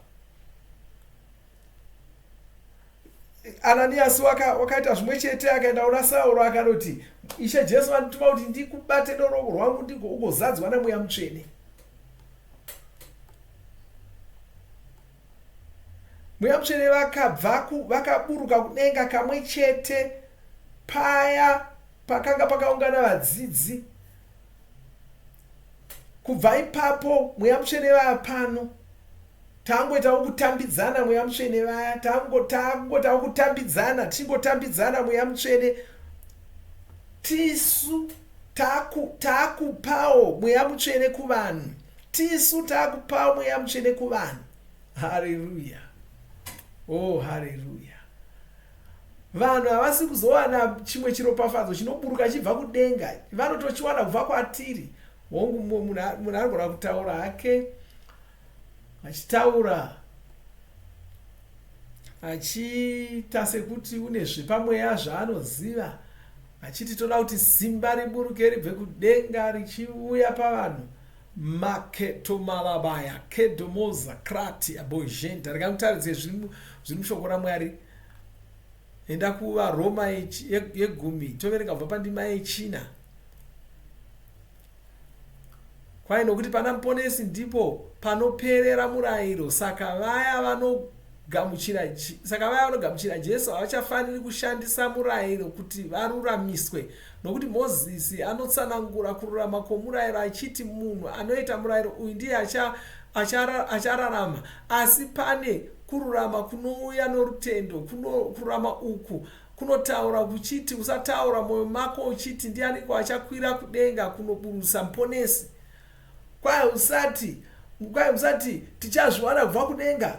kwai usati chazvitora kubva kugomba romoto kwanzi asi rinoti kudii, unoti kwanzi shoko riri pedo newe rinotova mumuromo mako, kureva kuti riri mumwoyo mako, iro shoko reruvimbo ratinoparidza, shoko rokuropafadza riri muromo mako, haribvisi kubva kudenga. Kwai shoko riri pedo newe rinotori mumuromo mako. Haleluya. Maketo malabaya rakata malabasonta. Saka mumasangano akawanda, mumagungano akawanda evanhu vaMwari vanenge vachiti vanoita zvokuti pane chinhu chaakuda kuitika, simba raMwari raakuda kuzoburuka pano, pane chaakubva kudenga, gadzirirai, ndaakuda kuverenga motsi 2, 3 kana ndasvika pa5 simba raMwari riyaburuka richibva kudenga. Hapana zvakadaro. Kana usina simba racho mauri, hausi kuzoripakurira vanhu. Jesu vakati kubva mumatumbu enyu ndo muchayerera nzizi dzemvura inoraramisa. Haisi kuzobva kudenga mvura yacho, kwai inobuda mauri, kwai akagamuchira mweya sekutaura kunoita shoko. Mudumbu romunhu iyeye muchayerera nzizi, muchabuda nzizi dzemvura inoraramisa zvinhu. Saka maropafadzo ari kubuda kubva matiri. Tisu tine maropafadzo okupa kunyika nhasi. Vanhu vaMwari vanofanira kunzwisisa chinhu ichi, uye kuti chiri nyore zvakadini. Chinhu chiri nyore zvakanyanya. Chinhu chiri nyore chaizvo. Kana chete ukagona kuzvigamuchira, ubvuma kuti mweya mutsvene vawakagamuchira ndo vega vanofanira kuva nawo. Usanyengerwa navanhu uchiudzwa mashoko asina basa, asina maturo. Hapana chimwe chaunofanira kuwedzerwa pamusoro pamweya mutsvene wawakapiwa. Haleluya. Kalebo santa kapale droma shigi drosia. Makreboles troma shigi bronka. Makrebolis traka shigi bronka. Makosa takabala gronsa listramigaria. Lebra kotimaz latrege boshta. Regadi kutaridze chimwe chinhu. Tsamba yekutanga kuna Timoti chitsauko che4 ndima ye4. Ngakutaridze chimwe chinhu.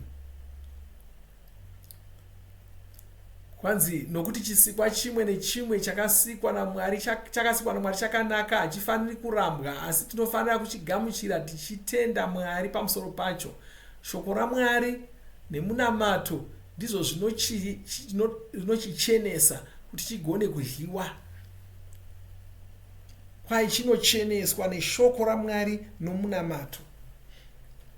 Tinochenesa zvokudya, kwete nechiropafadzo chatingatora kudenga, asi tinochenesa zvokudya neshoko raMwari nemunamato. Ndo kuchenesa kwatinoita zvokudya zvatinodya. Haleluya. Makebosa. Tori zvimwe zvinhu kubva kudenga kuti tizvishandise kuchenesa zvinhu. Vakatotipa shoko ravo, toshandisa shoko iroro kuchenesa zvokudya. Ndo zviviri zvatoshandisa. Unofanira kunge une shoko raMwari, unofanira kudzidza kunamata. Munamato upi wanofanira kuita unoita kuti zvinhu zvekudenga zviitike? Munamato waunonamata mumweya. Zvinewe wakagamuchira mweya mutsvene neshoko raMwari. Shoko raMwari rakazara mwoyo mako. Kana wakadaro saizvozvo uchinamata mweya mutsvene, zvinhu zvinozoitika. Hapana rimwe simba raunofanira kutsvaka. Ndo simba raiva naJesu, ndo simba ravakakupa iwe. Kwai muponesi agare mamuri, kwete kuti chizoro chigare mauri. Kwai muponesi vanofanira kugara mauri, ndokuti ugova munhu werudzi rwevaMwari. Chii chakaita kuti vave muponesi, vave muzodziwa? Mweya mutsvene ndo vakavaita kuti vave muzodziwa, vapiwe zita raMwari.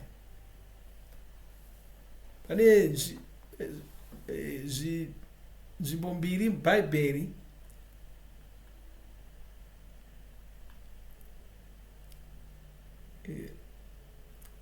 ndikutaridzei tichitaura pamusoro pokushandurwa chimiroko. Kushandurwa ikoko kwatinofanira kugara kuchiitikwa mweya mwedu, kubwinyiswa kwemweya yedu kunofanira kugara kuchiitika paunenge uchinamata. Ini ndichinamata ndonamata zvikuru nemweya. Pandonamata kudaro ndinonzwa simba iri richifamba mandiri. Handina mamwe matsananguriro andingaita simba iroro, asi kure kuri kushanda kwaMwari. Mweya Mutsvene vanotori mauri munhu, mweya Mutsvene ava munhu, uye mumwe nomumwe wedu anogona kunzwa simba raMwari iroro. Kange wakagarwa naMweya Mutsvene, wakazadzwa naMweya Mutsvene, paunonamata zadzwa naMweya Mutsvene. Usangonamata, namata kusvika Mweya Mutsvene vakuzara pose pose. Vanoda kuti Mweya Mutsvene vakuzare pose paunonamata, unzwe kuti wazara Mweya Mutsvene. Saka haufaniri kungozadzwa naMweya Mutsvene woita nguva yakareba usina. Vanoda kuti ugare wakangozara, wakadhakwa naMweya Mutsvene. Kana ukagara wakadhakwa naMweya Mutsvene saizvozvo, hapana chirwere chinozogona kuparadza muviri wako. Gara wakazadzwa naMweya Mutsvene zuva rimwe nerimwe. Gara wakadaro, Mweya Mutsvene vanozogara achifamba nomuviri wako wose, mutsinga dzako dzose. Usangotaura nendimi wongogumira ipapo. Pauri kunamata uchitaura nedzimwe kudaro, rega simba raMwari ritange kufamba nomuviri wako wose. Ngaritange kufamba richinzonga nomuviri wako wose. Kuti izvozvo zviitike, unofanira kurega Mweya Mutsvene vachiita zvavanoda mauri. Zadzwa naMweya Mutsvene, pfungwa dzako dzofanira kunge dziri paMweya Mutsvene. Ndo zvavaifanira kunge vari kudzidzisa vanhu izvi. Pana kungodzidzisa vanhu kuti uchaona chizoro. Hazvina zvinoreva izvozvo. Haudzi munhu ana Mweya Mutsvene uchiti uchaona chimwe chizoro chipi futi. Saka tione kuti unozadzwa sei naMweya Mutsvene. VaEfeso 5:9 zvichienda mberi, musadhakwa nedoro nokuti rinoita kuti musagona kuzvidzora, asi garai muchizvizadza Mweya Mutsvene. Rutaudza kuti tozvizadza sei? Mumwe nomumwe wenyu paanenge ari oga ngaazvivaraidze achidetembera Mwari, achiimba dzimbo dzekunamata nedzimbo dzemweya. Dzimbo dzemweya idzi inziyo dzaunenge uchiimba uchishandisa mashoko endimi, achiridzira mumanzi moyo make. Haleluya! Wazviona here? Kwaigara uchiridzira mumanzi moyo mako, mumanzi wacho ungasanakidza mumwe munhu, asi unonakidza Mwari, uye unonakidza iwewe. Ndimanotevera achigara achitaura mashoko ekutenda Mwari. Gara uchitaura mashoko okutaura, kwete kugara kutaura mashoko okugunun'una. Vanhu vanogara vachigunun'una havagoni kuzadzwa naMweya Mutsvene. Kana wanga wakazadzwa naMweya Mutsvene ukataka kugunun'una, unobva watozvikanganisa, nokuti panyama zvekutenda Mwari unenge uri kungogunun'una. Vanhu vanogara vachingogunun'una ndo vaya vanenge vakutsvaka chimwe chizoro. Asi kana wakazadzwa naMweya Mutsvene, tarirai pandima zvekare, kwai mumwe nomumwe wenyu panenge ari oga ngaazvivaraidze achidetemba Mwari, chitaura uri oga, Jehovha ndiye mufudzi wangu, hapana chandinoshayiwa, anondisesedza pamvura inozorodza. Haleluya! Uchitaura mashoko aMwari saizvozvo, uchitaura shoko raMwari saizvozvo, uchitaura uri wega, uchiimba dzimbo dzekunamata nedzimbo dzemweya dzinova nziyo dzaunoimba nendimi, achiridzira Ishe mimhanzi mumwoyo make, achigara achitaura mashoko ekutenda Mwari nguva dzose, achitenda Mwari naBaba, achivatenda pamusoro pezvinhu zvose, muzita raIshe wedu Jesu Muponesi. Panzi zvekare, mumwe nemumwe wenyu achizvininipisa kune vamwe vake sevanhu vanotya Mwari. Kwai musaswera muchinetsana nezvinhu zvisina basa, muchikakavadzana. Kana mukaona mumwe asiri kugamuchira zvaunotaura, chiregera iye achimira neshoko rake. Kwavati mosara muchindesara kuti hachisi chitsvuku chitema. Aiwa moti uyu wati hachitsvuku uyu wati chitema, mosara muchitokweshana naizvozvo. Kana wati chitsvuku mva chitsvuku, nyange tichizviona kuti chitema, siya chakadaro. Panyama zvosara muchitemesana musoro muchiita nharo. Kwai mumwe zvininipisei mumwe kuno mumwe, zvininipisei mumwe kuno mumwe, zvininipisei. Ivai makazvininipisa muchiisa vanhu vanotya Mwari. Haleluya, haleluya. Mwari ngavaropafadzwe. Gara wakagarwa naMweya Mutsvene, wakazadzwa naMweya Mutsvene. Kana ukadaro hauzombotsvaki rimwe simba ukaita zvatiri kutaura izvi, uchigara wakazadzwa naMweya Mutsvene. Unozogara wakazadzwa naMweya Mutsvene zuva rimwe neimwe. Ini ndogara ndakazadzwa naMweya Mutsvene zuva rimwe nerimwe. Hapana pandinofuma ndisina kuzadzwa naMweya Mutsvene. Ndakasarudza kare chose kuti ndoupenyu hwandichararama, kugara wandangodhakwa naMweya Mutsvene, gara ndangodhakwa. Mweya Mutsvene vanogara vakandizara, ndichidzwa simba ravo richingofamba muviri mangu. Haleluya, libre. Dzimwe nguva ndichinamata saizvozvi ndoti zvadzoka zvekare, ndiri kuzvinzwa, ndozvandinoda izvi, ndiri kuzvinzwa. Haleluya. Makosa takamalabaya rabosheka malabande. Haleluya, haleluya. Ngaitinde kuna vaRoma 12.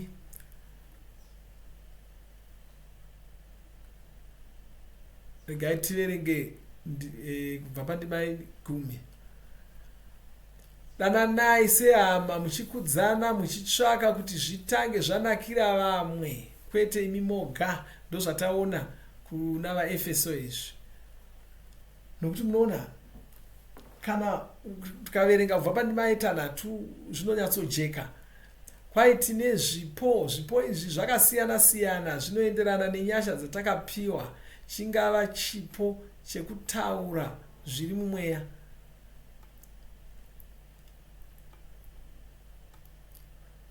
saka nyasha ndo dzinosiyana.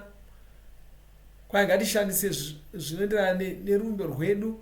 Kungava kushumira, ngatishumire nomazvo. Kungava kudzidzisa, ngatishingaire kudzidzisa. Kungava kukurudzira vamwe, ngatikurudzire vamwe. Kungava kupa, ngatipe takazvininipisa. Kungava kutonga, ngatishingaire pabasa iri. Kungava kuita tsitsi, ngatiite takafara. Ngative nerudo, rudo urwu ngarusava nekunyengera. Vengai zvakashata, mubatirire pane zvakanaka. Dananai sehama muchikudzana, muchitsvaka kuti zvitange zvanakira vamwe, kwete imi moga. Musaita usimbe, shandai mabasa enyu. Mweya yenyu ngaigare ine shungu dzekushandira Ishe. Tikataura pamusoro peshungu dzekushandira Ishe. Haleluya. Galesodraki amalastraka brolestromisha banka sokita majabranta lipria straki boja. Haleluya. Saka shoko iroro kuti kushingaira iri rinotsanangurwa zvene mamwe mabhaibheri sekupfuta nokupenya.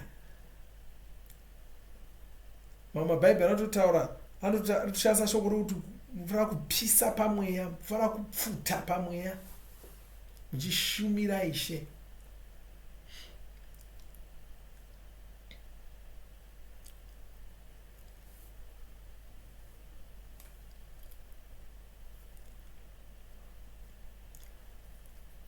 Ndima iyoyo zvainotsanangura zvekare ndo zvakaitika pana Jesu pavakapenya chiso paya.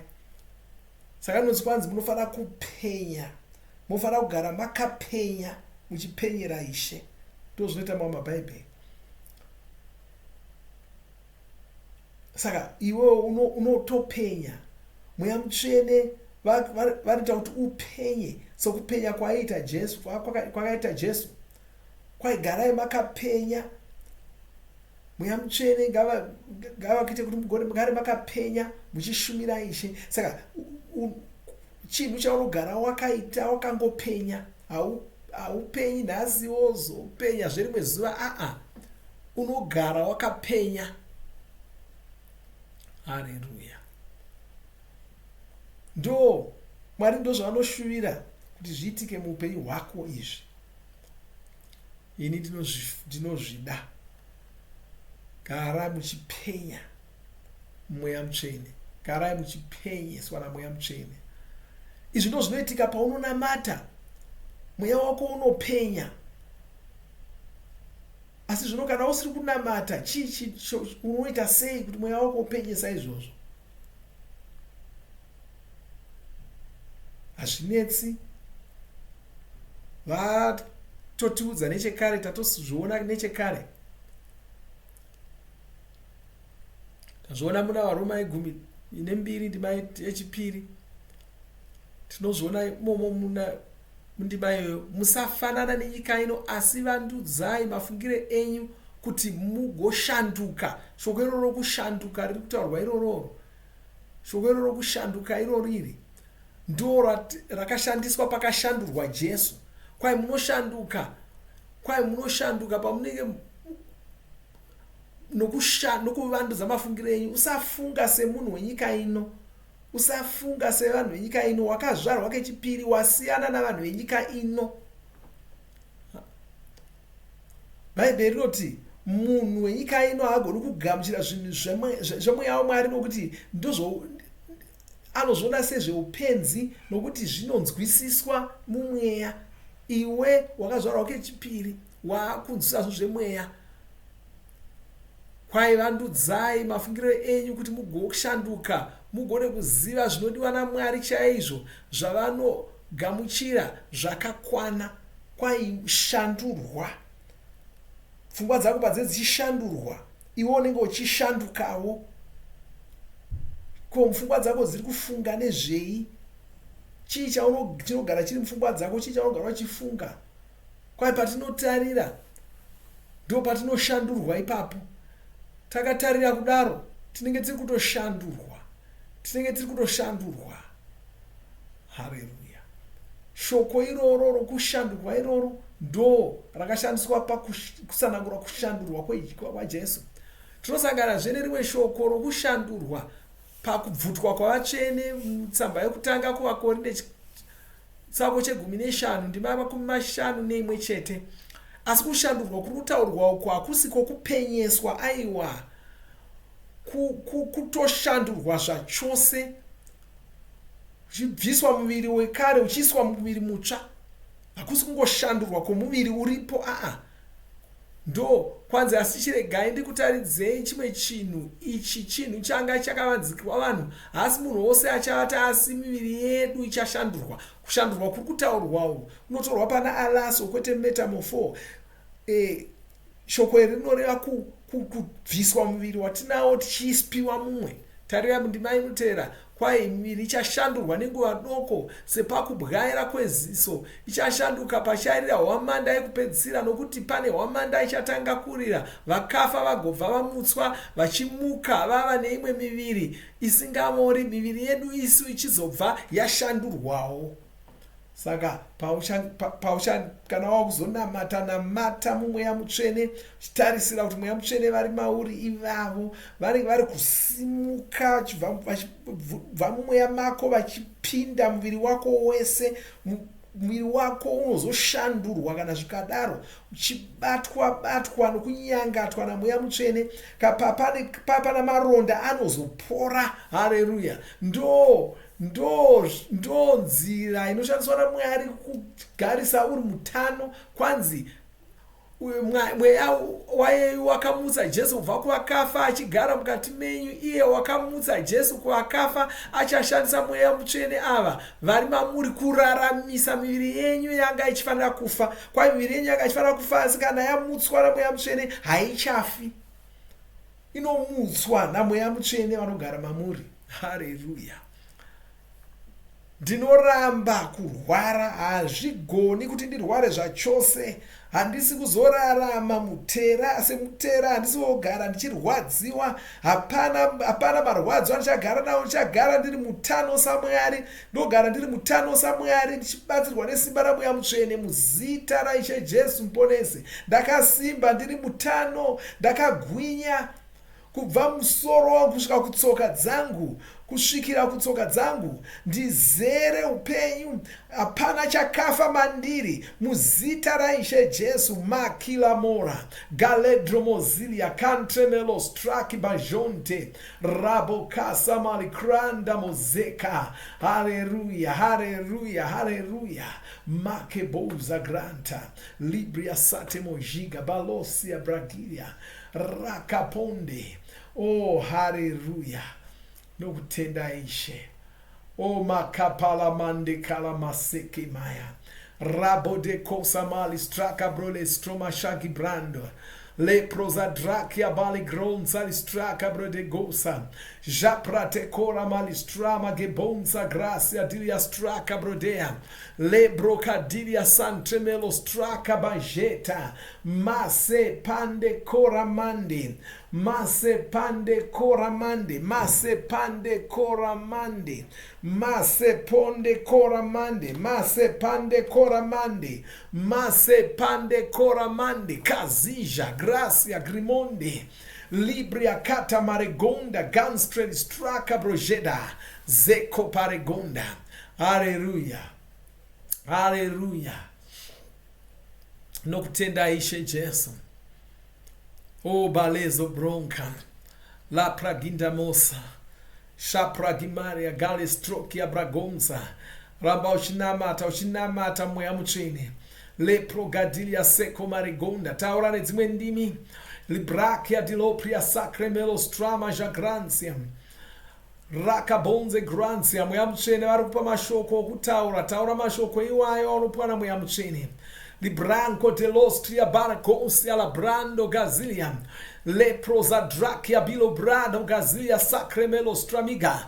Jacques dromia zilacria tramigonda mazilia cantremelo straca brojada.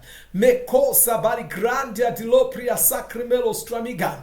Zeco pande grossia dilia stracia bragento mazega. Lacre bodea ganstreli stracia bacosa majabranca. Lirata macosa. Lirata makosa, lirata makosa, lirata makosa, lirata makosa, lirata makosa, lirata makosa, lirata makosa, lirata makosa, lirata makosa, lirata makosa. Mashaka para makoso takamalabaya. La brachilia straka brokedoza branca straka brokedomea. Macreboli strama jabraki adilia straka brokenzo mandeka maricora. Libria catremelo strabigozia. Macrantia dilopria sacrimelo strama jegonza.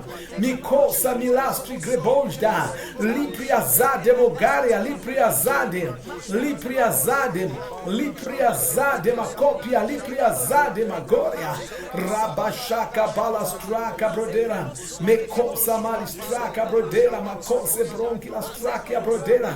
Lebroca drakia makosia brodera. Dilapria strakia brodera. Ligra bajeto mazilia. Libra bajeto malistrakia. Manda caparadia. Moseta marigonde. Libria satremelo grancia. Libria catrakia bagrosia. Labrocadia bankestroma shabraga. Leratia brachideslia cartmelo strakia bajeta. Mesopaya ragaba libagonse mandegaraba librankia mandegaraba dikonsia mandegaraba lastrakia mandegaraba dikosia mandegaraba makrosia mandegaraba dikosia mandegaraba latremekora libakosa majagra lastrama kiramonde grasa. Oh, haleluya. Mwana mwana wa Mwari munhu mumwe mufana unamata Mweya Mutsvene, zvakakosha izvozvo. Tsamba yechipiri kuna Timoti, chitsauko chokutanga ndima 8:3.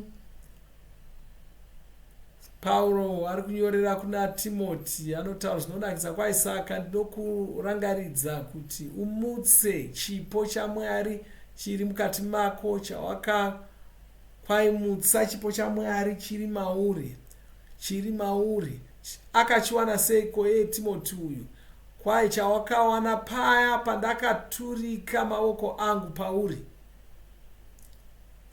Chipo ichi hachina kubva kudenga, chakabva muna Pauro. Chachiripo nguva yese, chiri pano, hachibvi kudenga. Kwaimutsa chipo chaMwari. Haana kuti uya ndikupe chimwe, aiwa. Wakati ichocho chaunacho chimutse, chitorimo mauri, chakauya pandakakubatana maoko angu. Ndakuudzai kuti kana dai Elisha wanga ari kukumbira chipo, Elia waingomubata noruoko rwake omupa chipo chiya. Asi Elisha apa waikumbira kupuwa basa, wada kugadzwa. Chinhu chaigona kuitwa naMwari chete. Saka kwanzi kubva pandakakubatana maoko angu iwe Timoti, ndo pakauya chipo ichocho. Asi chipo ichi changa chisiri kuonekwa chishanda mari. Zvikanzi aiwa zvewe, chipo ichi ndakakupa, mutsa chipo ichi. Saka Pauro anga ari kuti handisi kuona chipo ichi chiri kushanda mauri, wadii kuchimutsa. Tsamba iyi yanga ari kunyorerwa Timoti, yanga isiri kunyorerwa vatsvene vose, yainyorerwa Timoti pachake. Saka kwanzi ndiri kurangaridza, ndoda kurangaridza. Rangarira kuti une chipo chandakaisa mauri. Pandakakubata namaoko angu, pane chipo chandakaisa mauri. Ndiwo wakufanira kumutsa chipo ichocho chitange kushanda mauri. Handisi kuona kushanda kwacho. Saka kwanzi iwe mujaya, mutsa chipo ichi, chitorimo mukati mako, chimutse. Mwe unoti kwanzi ndakabatwa namaoko asi handisi kuona chipo ichishanda. Ndiwo unochimutsa, ndiwo unochishandisa, ndiwe unochimutsa. Saka unofanira kuchimutsa. Ita zvinoita kuti chipo ichi chishande, chishandise. Haleluya. Nokuti kwanzi ndakakurangaridza. Kudanga ambomuudza pane imwe nguva, apa wanga kumurangaridza zvikanzi mutsa chipo ichi, chitorimo mauri. Hatisati taona chichishanda. Kwai chimutse. Ko wakamirireiko? Chimutse chipo ichi. Ndakakubata namaoko angu wani, chipo ichi chatova mauri, asi hachisi kushanda. Chimutse. Haleluya. Kalezo mara kota majiga dronza. Deremera kojata mazokota magira. Kwai usatya. Ndo panozotaura kuti mainoteera kwanza kuti Mwari havana kutipa mweya wokutya, asi wesimba nerudo newokugona kuzvidzora. Kuna wanga achifunga kuti hakuna chipo ichi hachishandi, saka ari kunzi aiwazve Mwari havana kutipa mweya wokutya, asi wesimba, werudo nekugona kuzvidzora. Pauro wanga asiya Timoti kuEfeso kuti ave mufudzi ikoko, uye kuEfeso ikoko ndokwaiti kwai ndakarwisana nezvikara. Kwai ndakarwisana nezvikara muEfeso, vanhu vakashata zvikuru. Saka ari kuudza mukomana wayo zvikanzi pane chiri mauri, usachirega chichifa, chimutse, chikutidzire. Last. Kwanzi pfungwa dzako dzinoshanda zvakanaka, wakachenjera, una mweya werudo, uzere simba, une pfungwa dzakajeka. Saka usamhurwa nevanhu, usabvuma kushorwa nevanhu. Taura nendimi zvekare. Makemora kalamande grasa, libra katemozilia karamande, lebro kadilia strakia brakonde, makosa balistrakia bakosa, liba gonse makratia, liba gonse makrate, liba gonse makrate, liba gonse makrate, liba gonse makrate. liba gonze makrate, liba gonze makrate, liba gonze makrate. O bashaka balaba sonta kaparadiam, le brocadila straka brochedoma grantiam, le prozadrakia bilia straka brojeta maziliam, le branca di lopria sacremelo straka brodea, makosa balistraka bekosa malistraga bajeta, zeponde maricata bronda gizilia sacremelo straka bojeda, zeko para conde mazilia, zeko para conde malistrakia, zeko para conde malistrakia, zeko para conde makosia, zeko para conde Makebozilia strama gozia, la brakia dilia straka boletro moziga brancam, leproza drakia macronda, raka bajeta mazoria, raka bajeta malistraka brodea, mikosa balistrama conde mazilia, libria cardmelo straka brojeda, zilapria cate merocaria baconsiam, zilapria cate merocariam, zilapria cate merocariam, zilapria cate merocariam, zilapria kate merocaria, zilapria kate merocaria, zilapria kate merocaria, macoparia drakia bazonte, macoparia grantia, macoparia grantia, macoparia grandia, macoparia grandia, diconcia, macoparia grandia, rabakasamaya, rabakasamaya, rabakasamaya, rabakasamaya, rabakasamaya. Oh, hallelujah. Hallelujah. Oh, hallelujah. Hallelujah. Kamazija. Prokilastrakia. Hallelujah. Oh, makaya. Maringa wakuzwe. Mebanga soma kara majega.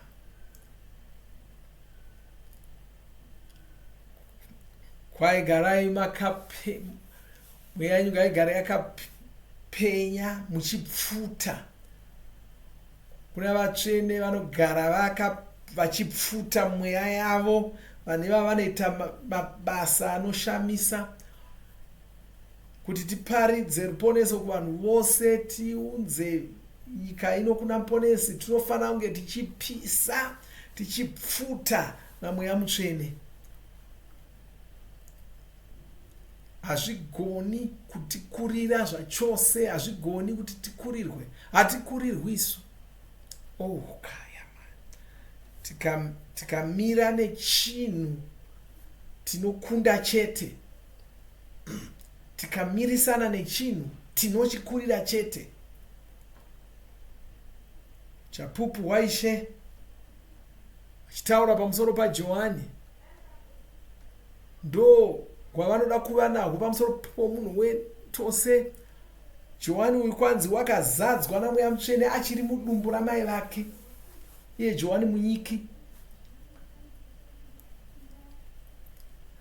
Ndo zvinoitika kumudzimai akaponeswa ane pamuviri woga woga nawakazadzwa namweya mutsvene, mwana waonekwa akatakura, iye anobva atozadzwawo namweya mutsvene.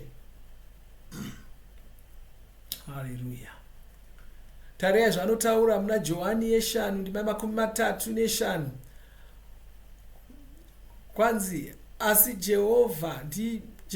Jehovha akanga ari mwenje, aiva mwenje unopfuta, aiva mwenje unovhenekera, aiva mwenje unopfuta, aiva mwenje unovhenekera. Makatanga muchimufarira asi hamuna kuzoita nguva refu. Chiso chaJesu chaipenya noda kwamweya mutsvene. Johani wakanga ari mwenje waipenya uchipfuta. Hama dzangu, ndo Mwari zvanoda kuti uve, kuti wakazadzwa namweya mutsvene, uri mwenje unopfuta unopenya. Mumuri mako uri mwenje unopenya nokupfuta. Munzvimbo yaunogara nomuguta rako uri mwenje unopfuta nokupenya. Munyika yako uri mwenje unopenya nokupfuta. Pasi rose uri mwenje nokupenya nokupfuta nokuvhenekera. Oh, haleluya. Ndakuudzai kuti tinoonekwa sei mumweya. Iwe kana ukabuda manheru ukatarira mudenga munoona nyeredzi dzakadzvarana mudenga imomomo. Kana kuti kana uri mundege huri usiku ukatarira pasi uchipfuura nepamusoro peguta uchitarira unoona zvimwenje zvinenge zvichipfuta. Pane pasina mwenje iyoyo pane rima asi unenge uchiona mwenje iyoyo yakaita senyeredzi pasi apa, sezvaunongosokuona kwaunoita nyeredzi mudenga. Mumweya ukatarira panyika unoona mwenje iyoyo yakaita senyeredzi. Tisu tinenge tiri kutoonekwa tiri nyeredzi, tinonzi nyeredzi. Nyeredzi dzinopenya, dzinovheneka.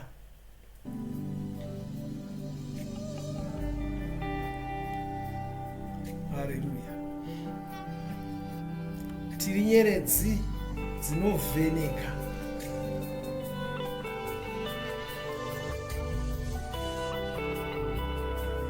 Makero manda grasha. Taura nendimi zvekare. Maligrotia bikasia ligrontia. Lebro sadraka bolistrakia magrosha dilapia munonditira zvakanaka. Makedora balistraka brodera gransia listraka brogaria. Munonditira Strakia nyasha. bakosa malistraka bajora.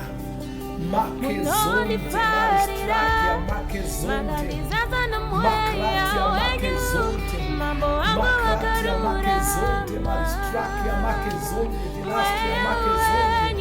mweya wenyu unonditungamirira. Ndinozea shoko renyu, ndinozea shoko renyu. Makandisika muna Kristo, makandisika muna Kristo. Ndava kuzikanwa neziza. Mambo wangu wakurura, mambo wangu wakurura. Mambo wakarura mandimi, mambo wakarura mandimi. Munonditira zvakanaka, munonditira zvakanaka, munonditira nyasha. Makandiratidza rudo pamakandipira. Mambo wakarura mamuneni, mambo wakarura mandimi, mambo wakarura mandimi. Munonditira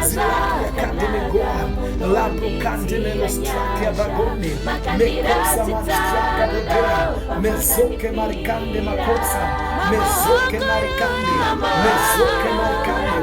mesoke ramakendo mazokia, trakia ramakendo mazokia, ramakendo mazokia, ramakendo mazokia, ramakendo mazokia, ramakendo mazokia, ramakendo mazokia, ramakendo mazokia, ramakendo mazokia, ramakendo mazokia, ramakendo Ramakento mazokia, ramakento mazokia, ramakento mazokia, ramakento mazokia, mashapara masunto.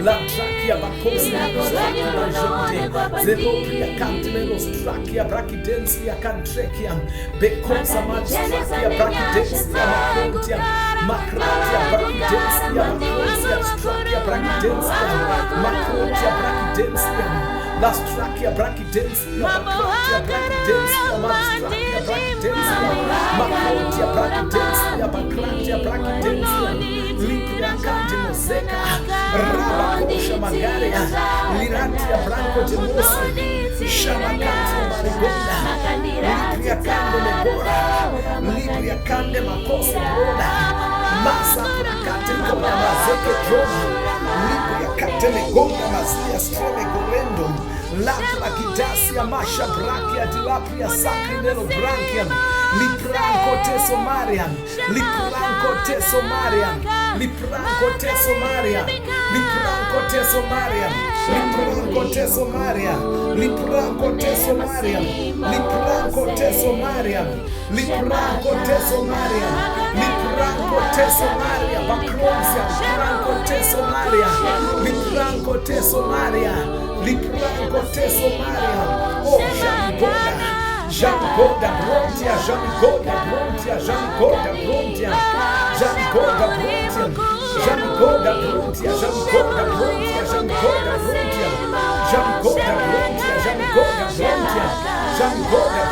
Jangoda Brontia, Jangoda Brontia, Jangoda Brontia, Jangoda Brontia, Jangoda Brontia, Jangoda Brontia, Jangoda Brontia, La Placa, Limande Casea Gandhi. Masha Bugara Bale Grossia Dilea Plato Gandola Mazakri Male Cosa Male Straka Bojeda Mariam Libria Satraka Male Gronza Straka Brodeam Zilapria Cardmelos Drakia Majenka Masekerenda Makota Baligonzia Mashekerenda Macronzia Mashekerenda Bacronzia Mashekerenda Bacronzia Mashekerenda Bacrepotia Mashekerenda Ticosia Mashekerenda Bakrosia mashekerenda la prigonda mazia strakia bakosam lebro kadilia